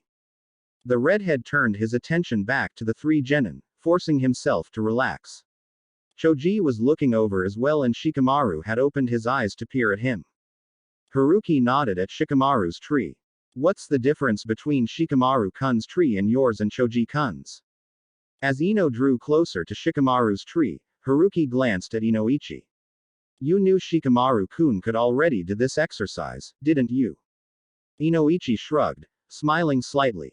Shikaku did the same thing when we first started, though, he glanced sharply at the red-haired Junin. Our sensei couldn't tell. Shikamaru's tree doesn't have any dents or scuff marks. Ino exclaimed, turning to Haruki again. Haruki's mouth twitched up at the dawning realization on both Asuma and Inoichi's faces. Exactly, he nodded. I knew someone who had near-perfect chakra control, even as a genin. But even she left small dents and scratches up and down her tree when she did this exercise. Shikamaru-kun's tree is unmarked, even though he was dropping back down to the ground at around the same height for 10 minutes. He eyed the lazy Nara with some amusement. You may not want to work much Shikamaru-kun, but what you did only showed that you already knew how to regulate chakra properly and it was actually more work than if you hadn't been able to climb the tree. Shikamaru stared at him before thumping his head back down onto the arms folded neatly behind his head, grumbling under his breath. Haruki grinned before nodding at Ino. That's how I knew. Now back to work. Haruki settled back against a tree again as Ino made a face and trotted back to her tree. Beside him, Inoichi had arched an eyebrow. Good observation. I never really paid attention to that. Asuma nodded in agreement. How'd you realize something like that? Most senseis wouldn't point something like that out. Haruki shrugged. The one I mentioned, the one with good chakra control, she was my teammate. She managed to get up to one of the higher branches on her first try and only improved from there. I wasn't very good. I put too little chakra into my feet so I couldn't really get that far. I asked her for some tips and noticed it when I was bugging her. Who was your teammate? Was on the tip of Asuma's tongue, but a warning glance from Inoichi was enough to keep the question to himself. The clan head was right. Haruki probably wouldn't take the question well. With a mournful sigh, Asuma slid down the length of the tree and settled on the ground. If he couldn't smoke, then he could at least make himself comfortable. He was probably in for a long wait. XX. 3 hours later, Asuma jolted awake when a sandaled foot prodded his ribs. Blinking, he stared blearily up at Haruki, who looked rather annoyed. Yawning, he stretched and got to his feet, noting the amused glint in Inoichi's eyes as he took in his surroundings. His 3 students were gathered in front of him, munching on sandwiches and drinking from water bottles while staring at him with varied expressions of irritation and, on Ino and Choji's part, exhaustion. Had a nice nap, Asuma-sensei. Ino scowled at him. Asuma stifled another yawn and mustered up a sheepish look for them. How are the exercises coming along? Ino and Choji both brightened at this question. We got to the top of the tree, Choji announced proudly, and Ino grinned beside him. Asuma blinked in surprise before smiling broadly at them. Great. You both got it in only a few hours. That's amazing. What's amazing is your need for sleep, old man, Haruki grumbled from beside him. Not even Kakashi slept during his team's exercises. I'm not an old man. Asuma protested, holding back a grin at the easy banter. Haruki was good company when he opened up a little. With that beard, you look like you could be in your late 30s, Haruki shot back. I'm your age. This time, there was real offense in Asuma's voice as he reached up to rub at his beard. It did not make him look old. Laughter rang out and all three adults turned to look at the genin on the ground. Ino bounded to her feet, having finished her lunch, and reached out to tug at Haruki's sleeve. Yeah, but Haruki-san doesn't have a beard, Asuma-sensei, Ino teased. And, she turned to glance pointedly between the two junin. He's better looking. Asuma was somewhat surprised that Ino had said something so bold and guessed that they had gotten more comfortable in each other's company while he had been asleep. Ino may be outspoken and confident, but Asuma had come to realize that she only spoke about people so playfully when she was at ease in their presence. For his part, Haruki blinked down at the blonde, feeling rather thrown at the comment but chuckled good-naturedly after a moment. Exactly, Asuma. Even Ino-chan says so, and she's the only one here who's got an eye for that sort of thing, which means I'm right. Asuma scoffed, rolling his eyes as his female student beamed. He shot Inoichi a reproachful look when the man laughed and then turned a small scowl on the two boys still sitting on the ground. Both had amused grins on their faces as they finished up their lunches. From his spot a few steps away, Inoichi surveyed Team 10 and the red-haired Junin, and decided that accompanying the group today was one of the best decisions he had ever made. He eyed his daughter's hand tucked in a friendly manner in the crook of Haruki's arm as she continued to tease Asuma and debated the likelihood of the redhead shaking her off. Earlier, while Asuma had slept, Haruki had simply heaved a resigned sigh and left him to it. Instead, he had moved away to help his daughter and Shogi as they continued their attempts at chakra control. Shogi had steadily gotten better and better, inching his way up the tree as the minutes ticked by, but Ino had only managed to get about halfway and no further. 2 hours into the exercise and Inoichi had almost seen her frustration manifest a physical form when Shogi finally reached the top and flopped down on the ground for a breather. In this, he and his daughter were the same, at least when he had been her age.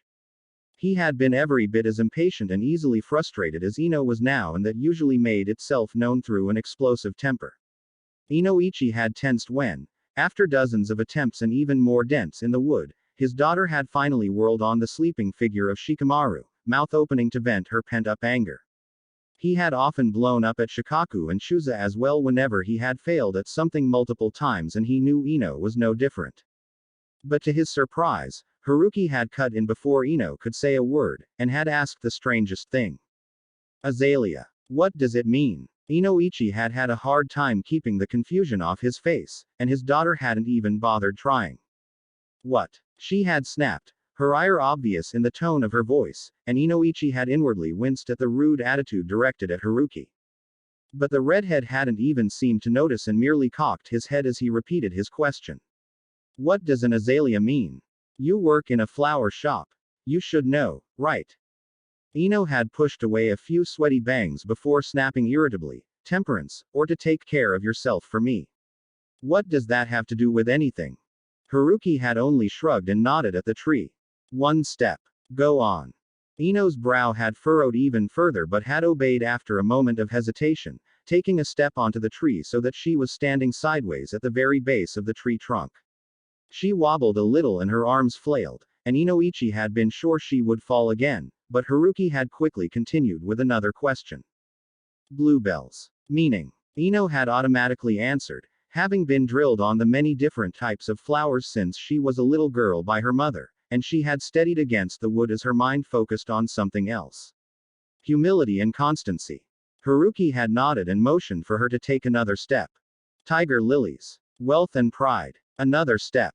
Magnolias. Perseverance, dignity, and nobility. And another. Buttercups. Childishness or cheerfulness. And yet another. And so they went. Haruki would toss out the name of a flower and Ino would counter with its meaning, and Inoichi could only watch in amazement as the red-haired Junin talked his daughter down from her rage and up the trunk of the tree. Her two teammates had sat up at this point, watching her progress with quiet astonishment. Finally, just before she had reached the top branch, Haruki had paused in his long list of flowers, head tilted back to maintain eye contact, and offered a small smile up at Ino. One more then. A solidago. Ino had grinned, sweaty and smudged with dirt from all her failed attempts, but had crowed triumphantly, success, and had taken the final step, bringing her level to the highest branch of the tree. Haruki's face had relaxed into a wide grin, hands still stuffed into his coat pockets as he rocked back on his heels. Well, look at that. It seems like you can do it after all.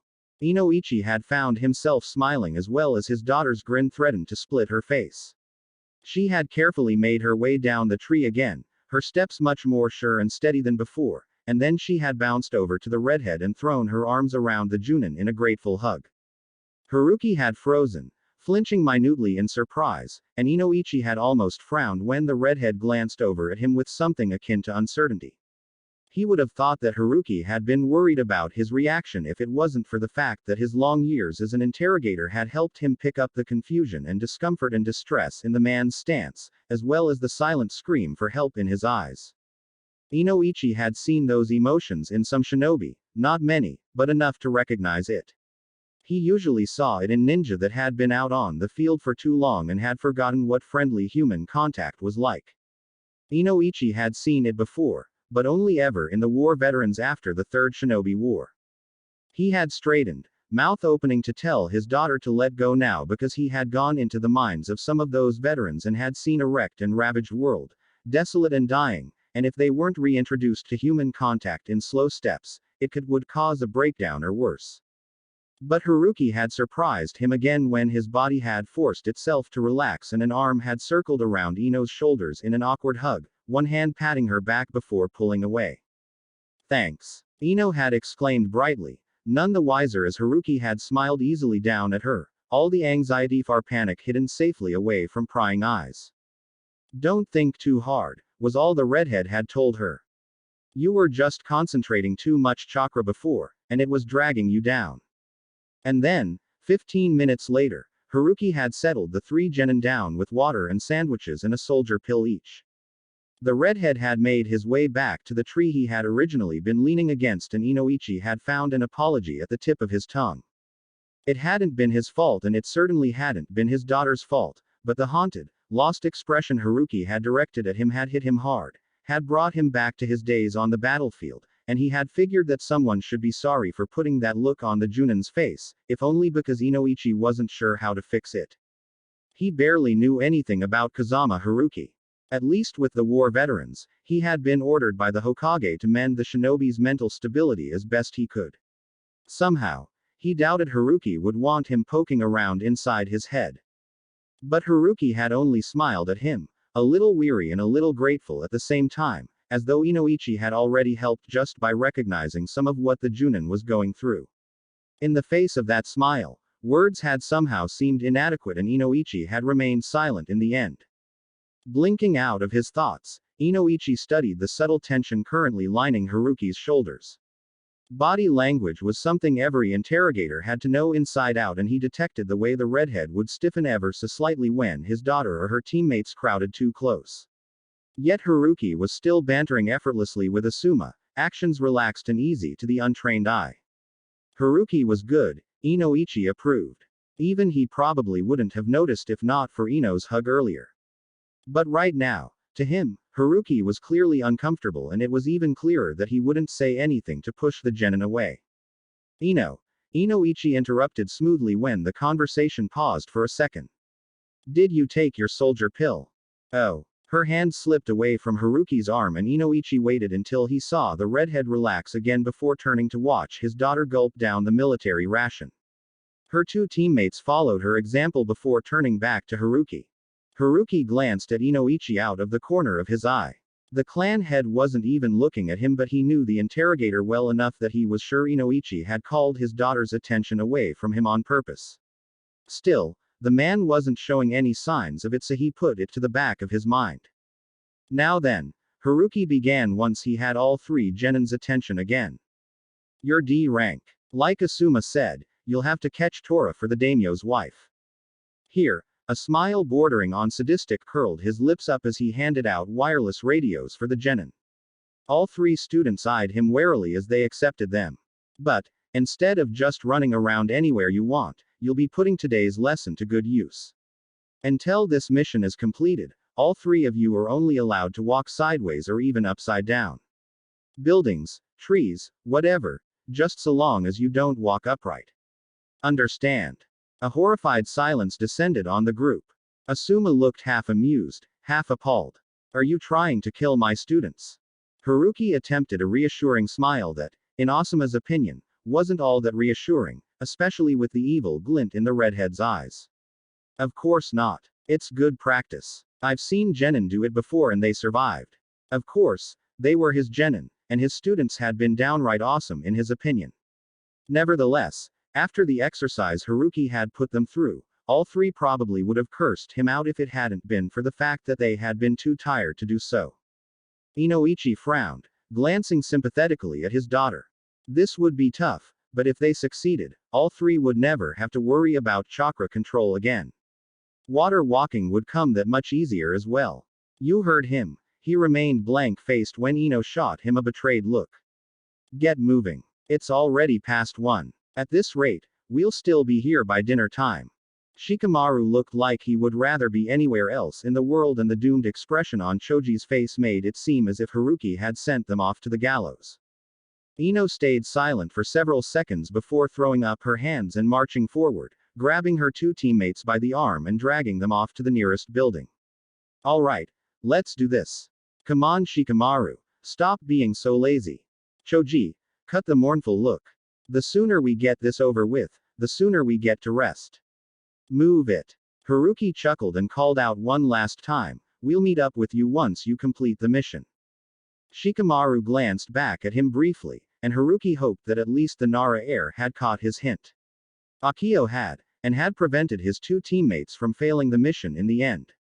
Well, Haruki turned to the other two shinobi beside him and pulled out 3 more radios. Let's go see how they do.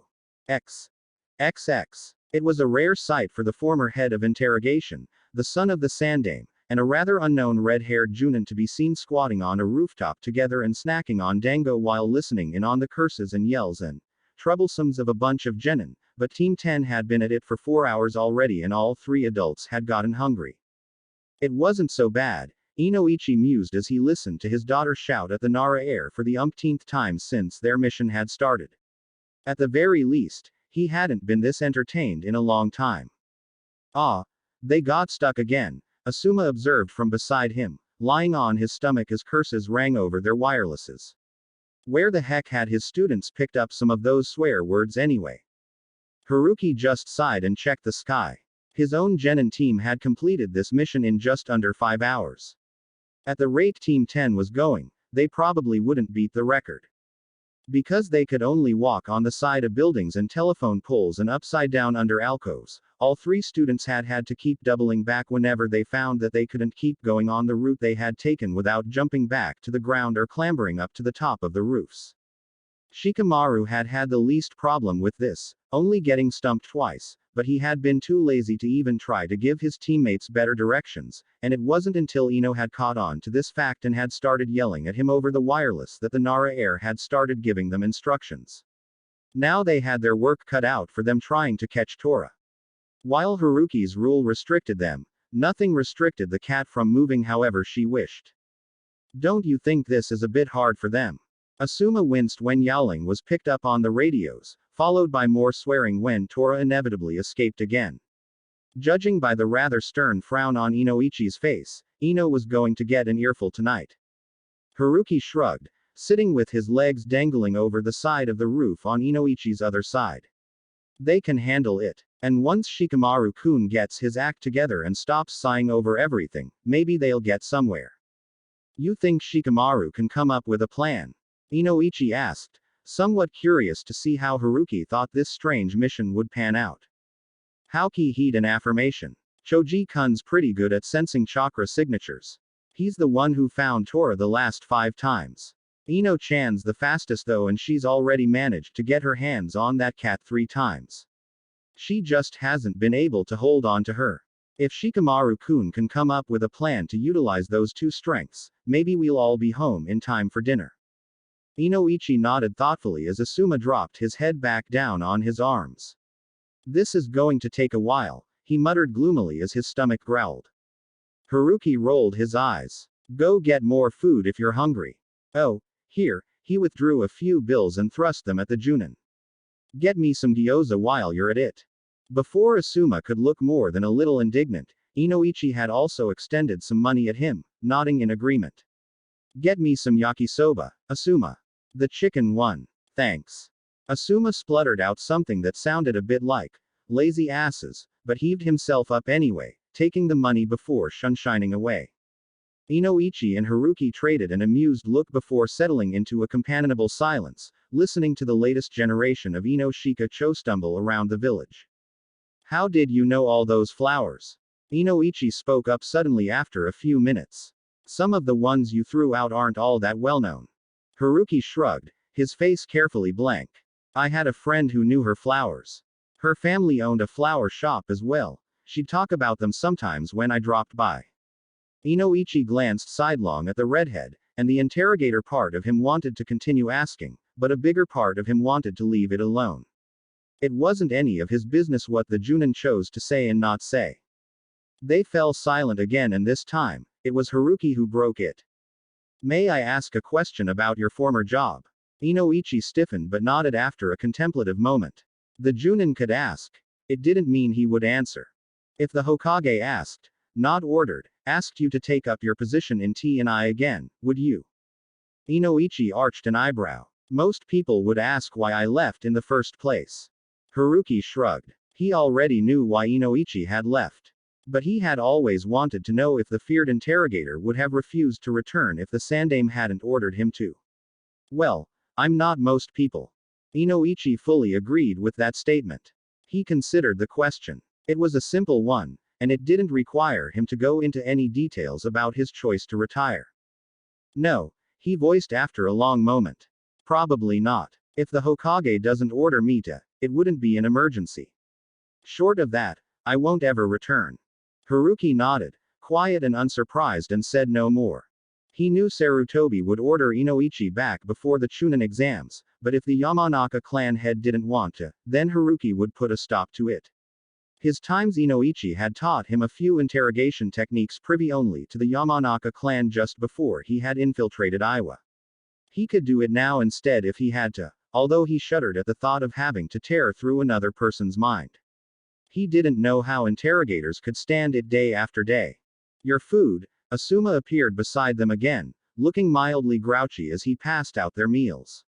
The Junin sensei had a dish of gyoza as well, though it was a larger portion than Haruki's. Haruki accepted his with a grin and Inoichi nodded his thanks. All three dug in and almost choked when Shikamaru's voice finally rose to something above his typical lazy drawl and overrode Ino's ranting and Choji's complaints. Alright, that's it. I can't stand this anymore. This is all so troublesome. Stop talking for a minute, woman, and listen to me. You're in charge of catching that stupid cat, but you'll come from the north. Choji, find the damn thing but don't charge in. You've pinpointed it. Good. Stay where you are until I get into position.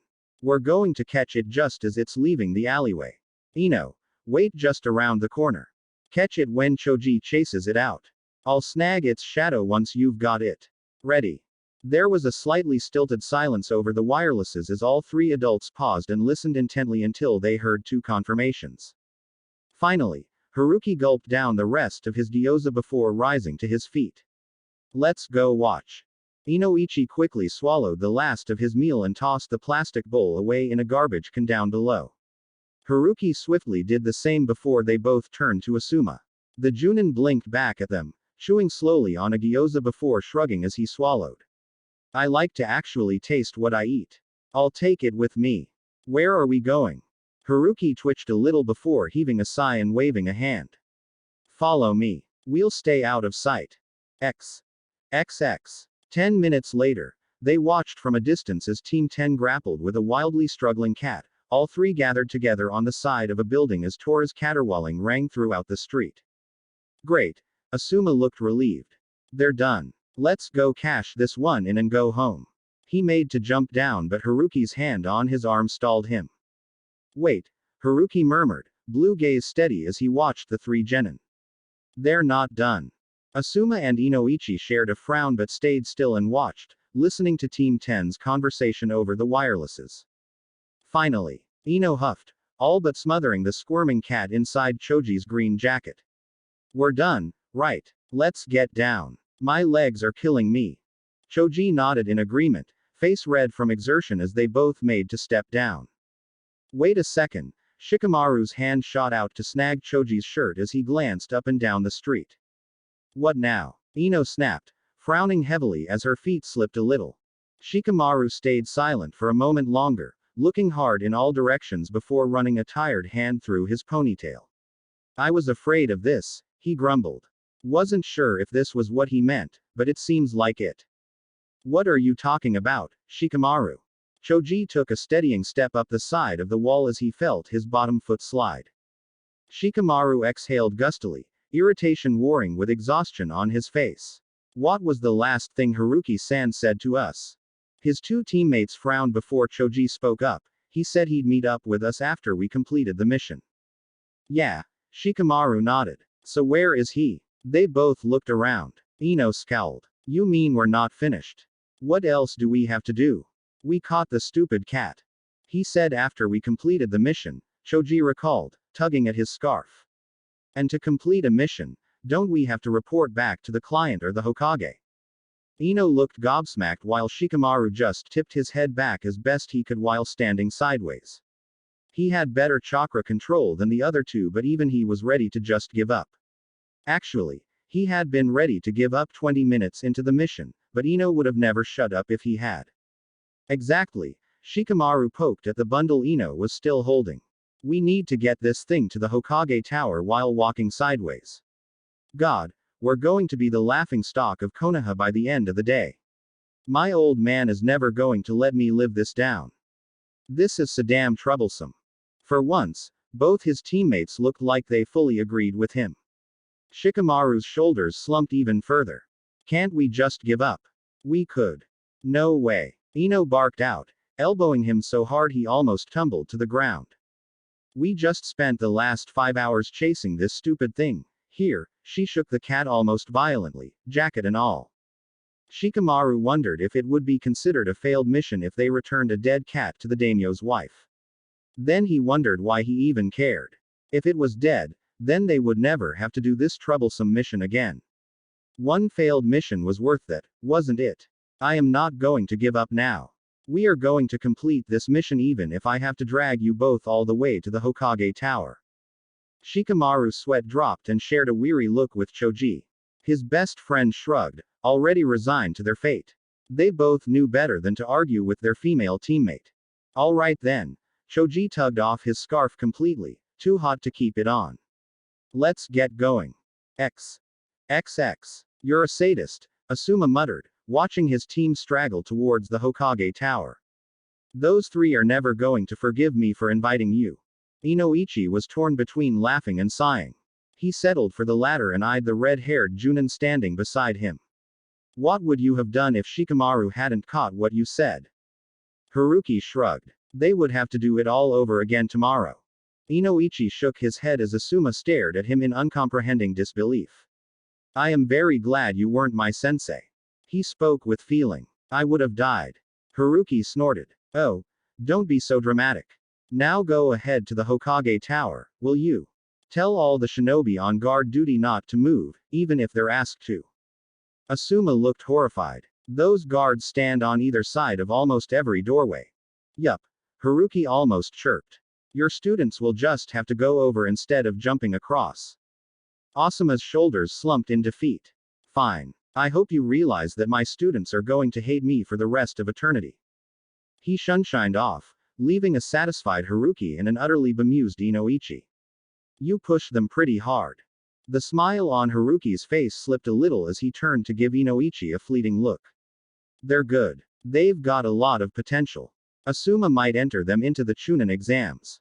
If he does, his eyes flashed back to the group of genin slowly making their way forward. They'll need as much training as they can get. Inoichi frowned. He was missing something here. Oh, he could see Team 10's potential as well. If they continued at this rate, he would approve of Asuma's decision to nominate them for the upcoming exams. But Haruki's words sounded almost like a warning. Come on, Haruki prompted, setting off after the genin. I want to see how they get through the Hokage Tower. Inoichi jumped after him, leaping to the next rooftop after the redhead. Haruki, he called out, eyes hard and voice completely serious for the first time since meeting the Junin this morning. Haruki paused, coat flapping around him as a gust of wind rushed by. Ino's my precious little girl. I wouldn't want anything happening to her. That goes for her two teammates as well. The wind around them picked up for a moment and Inoichi knew it was reacting to Haruki when the redhead tipped his head over his shoulder to meet his gaze head on, and for once, that cerulean gaze was completely unveiled. And Inoichi read understanding there, and silent promises grimly made and fiercely kept, all tied together with the adamant steel of a man who knew what it was like to lose something irreplaceable and cherished, if only because he had already suffered through it once. Haruki inclined his head, eyes grave and meaningful. They will be safe. 4 simple words, spoken quietly and without theatrics, and Inoichi, who had always been taught to look further, dig deeper, never stop until he hit rock bottom, believed him instantly. And then Haruki blinked and the spell was broken, and the redhead moved away again, following Team 10. Without saying anything more, Inoichi followed, and wondered, for just a moment, why follow felt right. XX. You were told not to move, weren't you? Shikamaru accused through gritted teeth. At this point, he really couldn't have cared less that he was on the verge of strangling the Chunin on guard duty. The shinobi blinked blandly back at him. We cannot move, one said. It's our job to stand guard here. Swearing violently in his head, Shikamaru scooted around the guard, circling overhead to walk above the doorway.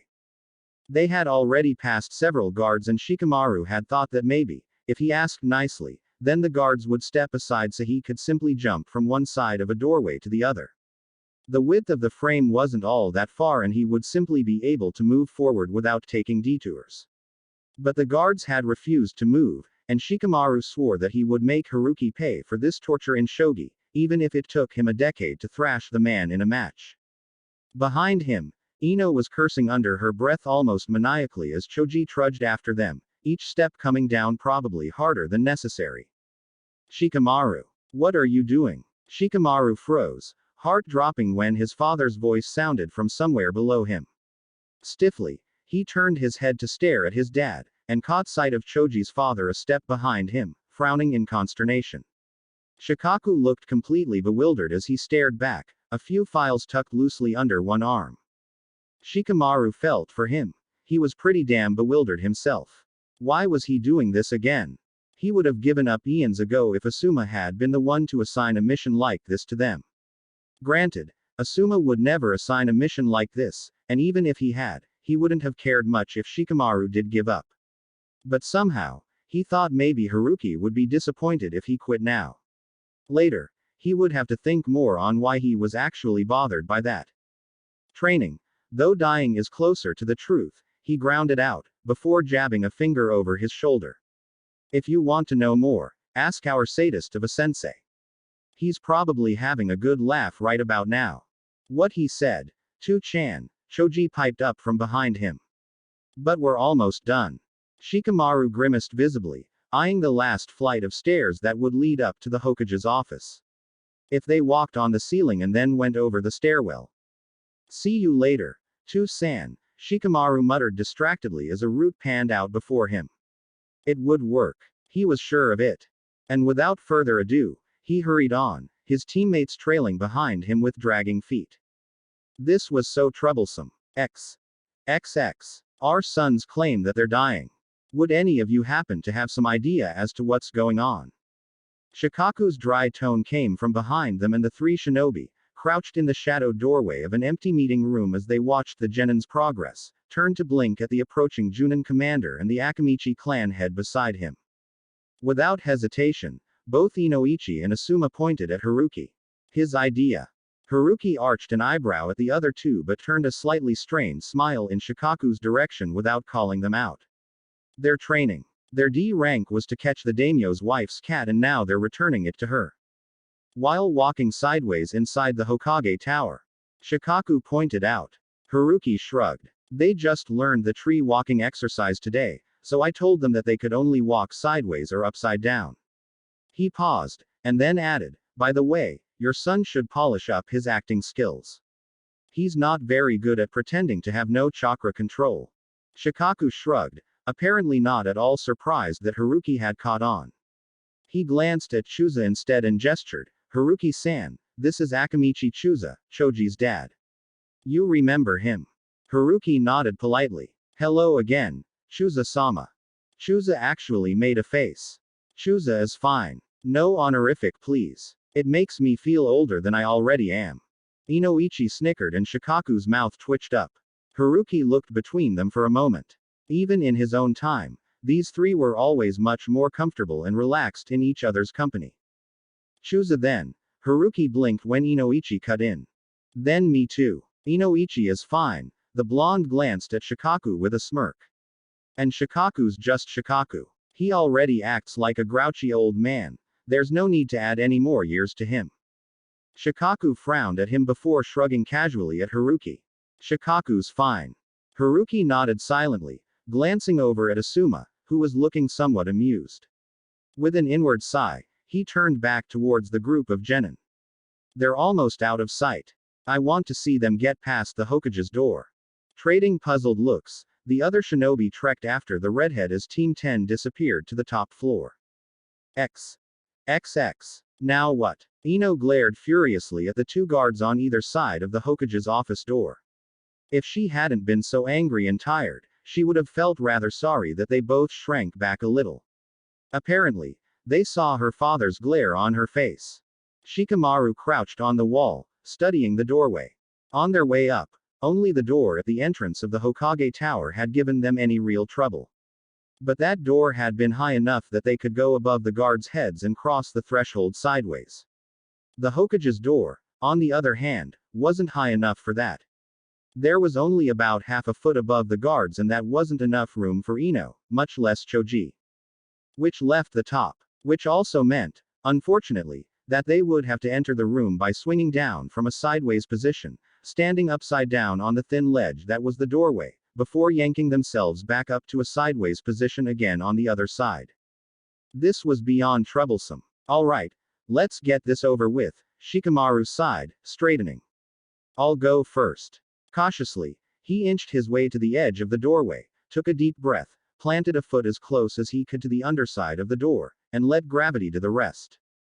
Shikamaru could swear his heart stopped when he saw the floor rush up towards him and he had to fight to not throw up his arms, concentrating on keeping his feet stuck to the top of the doorway instead. It didn't help that Ino had yelped, "Shikamaru!" as soon as he had swung down. "I'm fine." He snapped back, sharper than he had intended it. Grumbling wordlessly under his breath, he pulled himself up on the other side, gritting his teeth against the strain of his leg muscles. "Alright. Next." Ino and Choji looked at each other and it was Choji who spoke up first. "I'll go first," he said firmly, clamping down on the embarrassed flush threatening to rise in his cheeks. "I'm heavier. If I lose my footing, I'll have both of you to catch me." Ino blinked, obviously surprised, but nodded in agreement. She shuffled as close to the door as she could, glaring nastily at the guard below her when he glanced up. Choji gulped as he stared down at the floor. It seemed even farther than it had a moment ago. He took a deep breath, his grip on the scarf wrapped around his hand tightening. He had come this far. There were loads of times during the afternoon that he had wanted to just give up, but Shikamaru hadn't and Ino would have chewed his ear off, and he had figured he would eventually stumble and fall and that would be the end of this strange mission. But that eventually had never really come. He would stumble and slip, but he had caught himself with his chakra every time in the end, and pushing himself a little more and a little more after that had ultimately brought him to the last obstacle of this mission.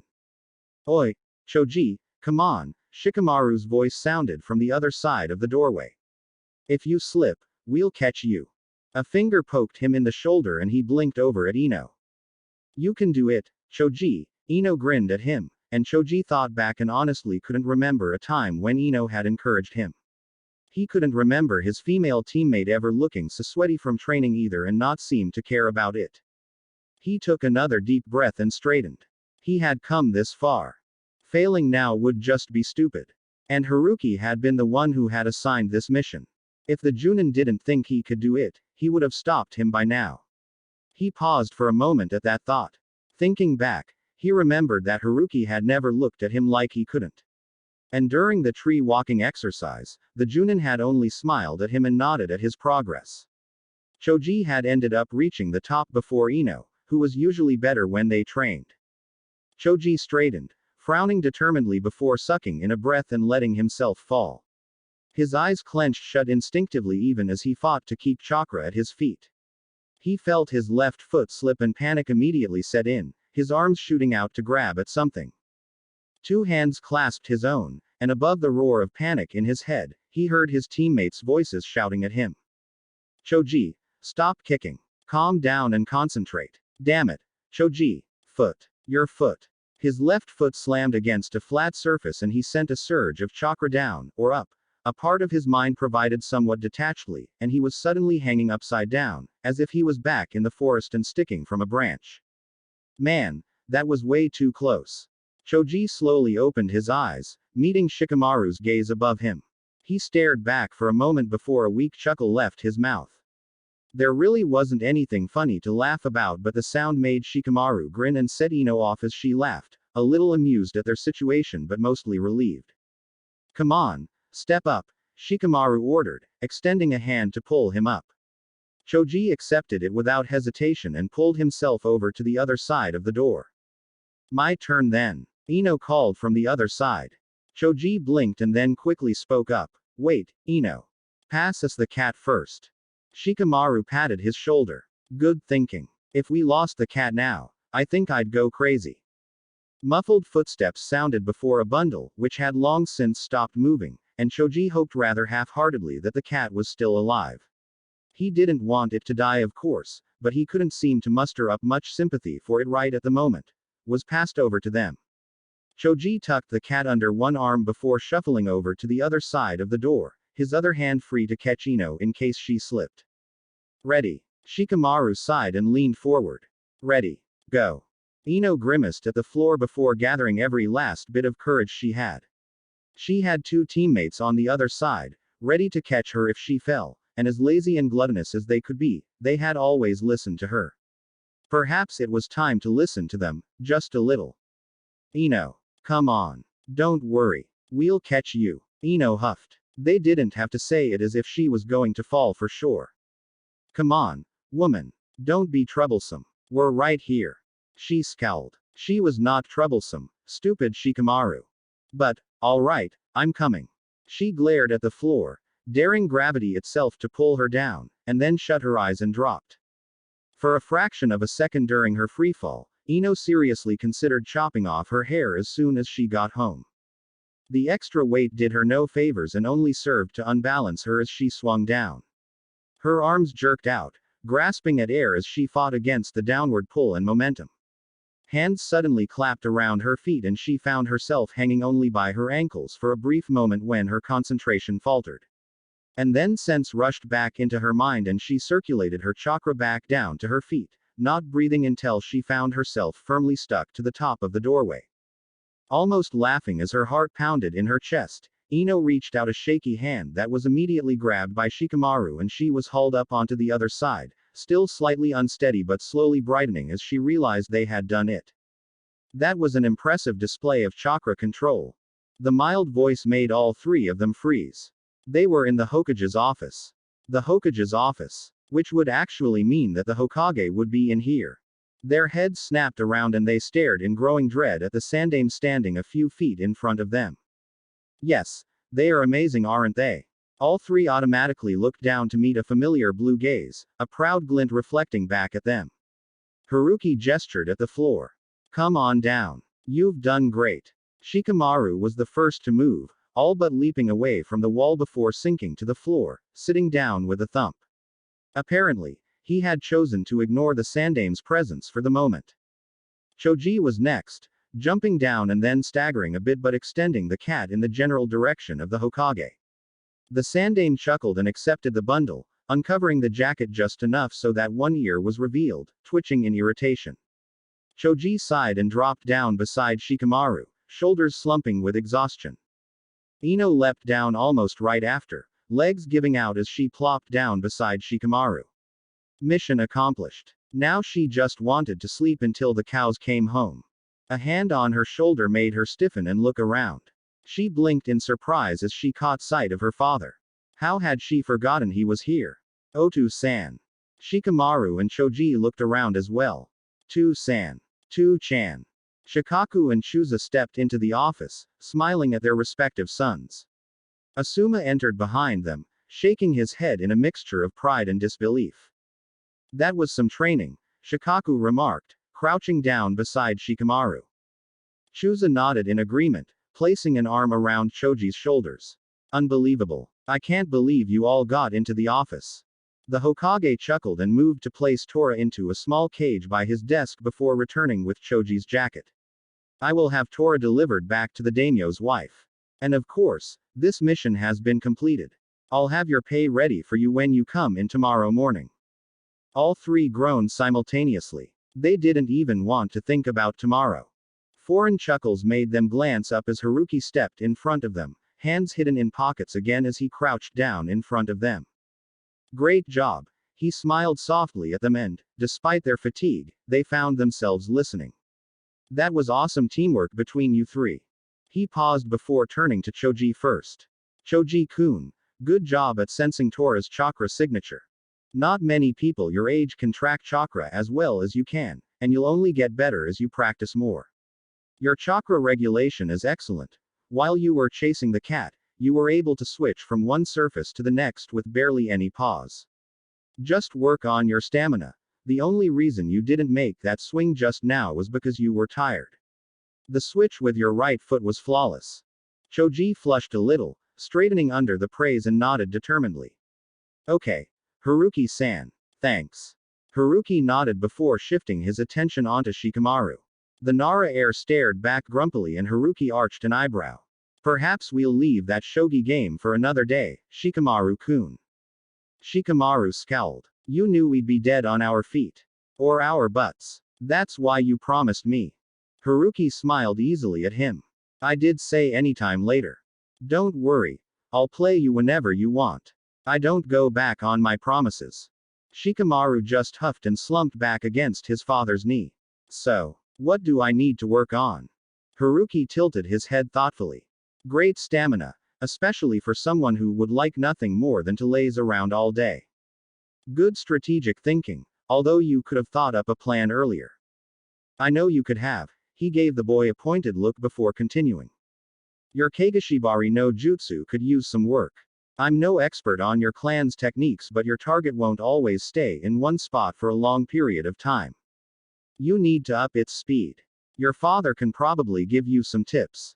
The redhead glanced briefly at Shikaku, who nodded. It was only at this point that Haruki realized that he had the entire room's attention. Clearing his throat uncomfortably, he tuned them out and turned back to Shikamaru. Other than that, there wasn't much else I saw today that you would need to pay special attention to. I'd suggest eating more though. He reached out to gently circle one of Shikamaru's wrists with forefinger and thumb. You're a bit skinny and I bet you're exhausted right now. Good stamina doesn't necessarily mean you'll still have energy after you slow down. Shikamaru blinked at his own wrist before nodding. He supposed eating more would probably be a good idea. And he knew his shadow technique was slow. Maybe he could practice catching leaves first.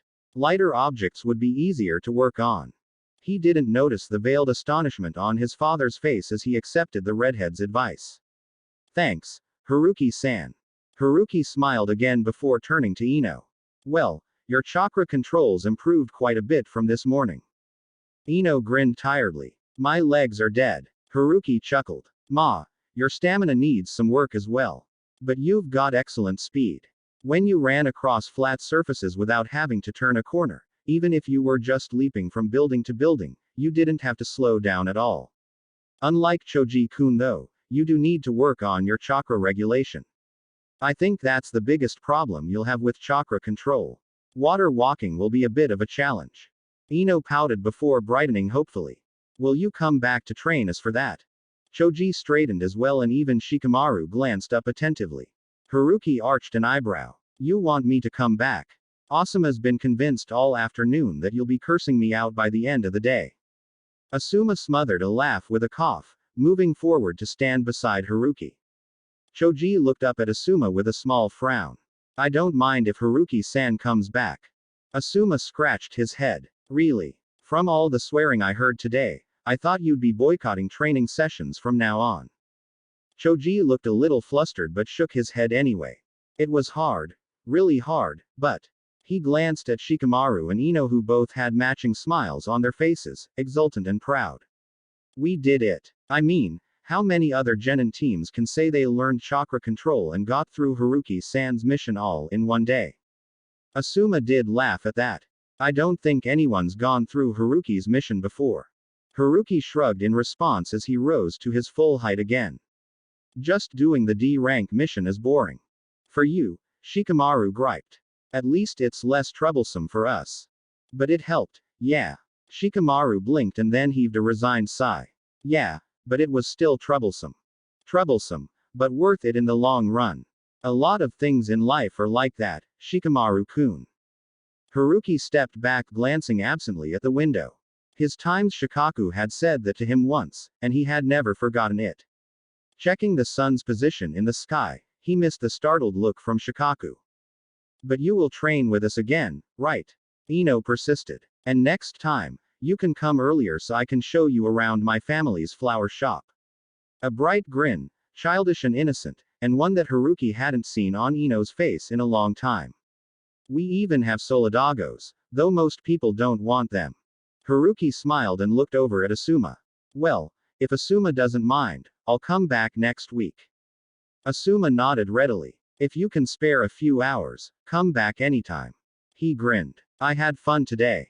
3 glares were immediately shot at him. You didn't do anything. Ino protested. Asuma drew himself up in mocking indignity as he waved a hand at Haruki and Inoichi. That's not true. Those two made me their food runner today. The two aforementioned shinobi shared an amused look. He was a good food runner, Haruki commented. I agree, Inoichi nodded somberly. He was very quick about it. Asuma frowned at both of them while his students grinned. It was fun watching their sensei get picked on. A quiet clearing of someone's throat made all of them look around. They all straightened, or scrambled to their feet in the genin's case, when their attention fell on the sandame. Sorry, old man, Haruki apologized sheepishly, not seeing the startled looks behind him. I made all this part of their training. I gathered that. Sarutobi watched them with an amused air about him. It was rare for the senior Ino-Shika-cho generation to be so relaxed in the company of others nowadays, even when together. But I do have paperwork to complete, so, if you're done here, he glanced meaningfully at the door. All the adults sketched hasty bows or nods before ushering the genin towards the door. Sarutobi met Haruki's eyes briefly and nodded when Haruki glanced at his private office. With a nod in return, Haruki turned and left as well, closing the door behind him. XX. Quote. And I don't care how tired you are, eat a full dinner before you go to bed. Understand? Much to the amusement of their fathers, all 3 students nodded obediently as Haruki lectured them. His eyes seemed to focus on Shikamaru as he finished, and the Nara heir rolled his eyes but nodded once more to show his agreement. Okay then. I guess that's it for today. Unless Asuma has something to add. Haruki glanced over at Team 10's actual sensei, but Asuma only shrugged good-naturedly. Nothing to add, the Junin said with a wry smile. Haruki covered everything. We'll meet for training tomorrow at 10 as usual. Groans immediately filled the air. But sensei, Ino protested. We're exhausted. I have never worked so hard in my entire life, Shikamaru complained. Give us a break, Asuma sensei. We're dying, Shogi announced, rubbing at a thigh. Give us an extra hour at least. Asuma crossed his arms. No way. 10's late enough. Ino huffed. I have to get up early to help my mom set up shop. 10's not late. Asuma didn't even blink. Haruki shook his head and crouched down to whisper something in the blonde's ear. Ino's eyes widened and a gleeful light appeared in her eyes. Asuma watched her warily. Got it. Ino sang out before looking up at Asuma. Asuma sensei, please give us an extra hour to sleep in tomorrow. Asuma shook his head. I already said N. He trailed off when he caught sight of the big baby blue eyes staring teary-eyed up at him. Oh crap. Ino. He warned. The puppy dog eyes intensified. Asuma stared for a moment longer and then folded like wet paper. Fine. We'll meet at 11. Ino cheered while Choji and Shikamaru scoffed but didn't complain. Cool. That works. Ino beamed at the red-haired Junin. Thanks, Haruki-san. Haruki chuckled, ignoring the dirty look Asuma tossed his way. Ma, just don't use it too often or it might lose its effect. Ino nodded enthusiastically while Inoichi sighed behind her. He had a feeling that look would be turned on him sooner or later. He shot a glare at Shikaku when the man elbowed him with a smirk. See you later then. Haruki nodded at the six in general. He and Asuma were going the same way. Several good nights later and the two Junin were heading down a street away from the Hokage Tower, the setting sun casting an orange-red glow over everything. Asuma had quickly lit a cigarette as soon as the two groups went their own way.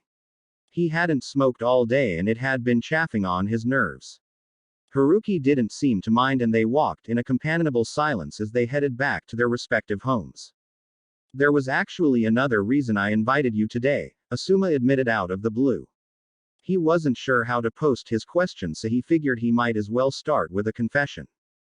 Beating around the bush never did any good. Haruki only turned a mildly curious look on him. He had pulled out the hair tie holding back his hair and the crimson locks now hung around his shoulders again. The Sandaime is my father, Asuma started, but forged on when he didn't detect any surprise. We had dinner a while back. We don't usually. I mean, we're not on the best of terms at the moment. Again, he paused, waiting for the shocked exclamation that usually followed this revelation. After all, who wouldn't want a good relationship with the Hokage? But he wasn't all that surprised either when he didn't receive it. He invited me for dinner though, and it was actually all right. He turned to study the redhead. He said he kept your advice in mind. What did you say to him? Haruki was silent for a while, gaze flickering from house to tree to shop. Ma, it wasn't anything special. He finally said. I just told him that, while he can have his own opinion on something, he should also try to understand the same issue from someone else's point of view. He paused for a heartbeat before a small smile tilted his lips up. Hearing someone is easy. Understanding them is much harder. The trick is to find the key. Some people use words and that works, while others trade blows. His smile grew a little wider. And that works too. But either way, you still have to really look and really listen to understand. Asuma frowned a little. He wasn't sure he completely grasped what Haruki meant, but he thought he might with some time. His father had prompted him to talk about some aspects of his life and the man had listened attentively the entire time, hung on to every one of his words as if they were important. But why? He finally asked. This had been bothering him the most. It didn't really surprise him that Haruki had already known about his familial connection to the Sandaime. The redhead always seemed to know more than he let on. But he didn't get why the other Junin would go out of his way to prod his stubborn father into action over something that really didn't impact Haruki in the slightest. Why did you tell my father all that? Again, Haruki was silent for a long while, and Asuma was starting to think that the Junin wouldn't answer as they reached the end of the street. And then Haruki smiled, sad and wistful and tired all at once. My parents died when I was a baby. Haruki didn't look at him, simply staring ahead with the glow of the sunset in his eyes, turning them to an almost purple. And I never had the opportunity to say goodbye to either of my godparents before they died too. The cerulean turned amethyst gaze finally met his own head on. I guess I told him because I think family is important. I think that if I ever had any family, even if I got into the mother of all arguments with them, I'd still want to do everything I could to make up with them. Asuma couldn't even blink if he wanted to as Haruki's gaze seemed to deepen for a second. Because you never know when that chance will be taken away. Then you'll be left with nothing but regrets, and I think that's the saddest thing of all. To know what you could have had and know what you should have done, but not have any way to fix it. Asuma stayed still and silent, not sure what to say as that mesmerizing gaze finally pulled away and the redhead seemed to burrow deeper into his coat as a gust of wind rippled by. Well, Haruki continued in a much lighter tone. I turn off here. I'll see you around, Asuma. Good night. Night, Asuma echoed, cigarette dangling absently from his right hand as he watched Haruki disappear down the street, crimson hair like a beacon of fire. He didn't move until Haruki was completely out of sight, the other Junin's words still ringing in his head. And then he turned and started making his way back to the Hokage Tower. He wondered how his father felt about Korean. He had heard that Yakiniku Q had a discount tonight. That's it for this part. If you enjoyed it, then like, share and subscribe for the next video, as it's going to be more interesting, and also check out my other playlists. Hope you would like them too.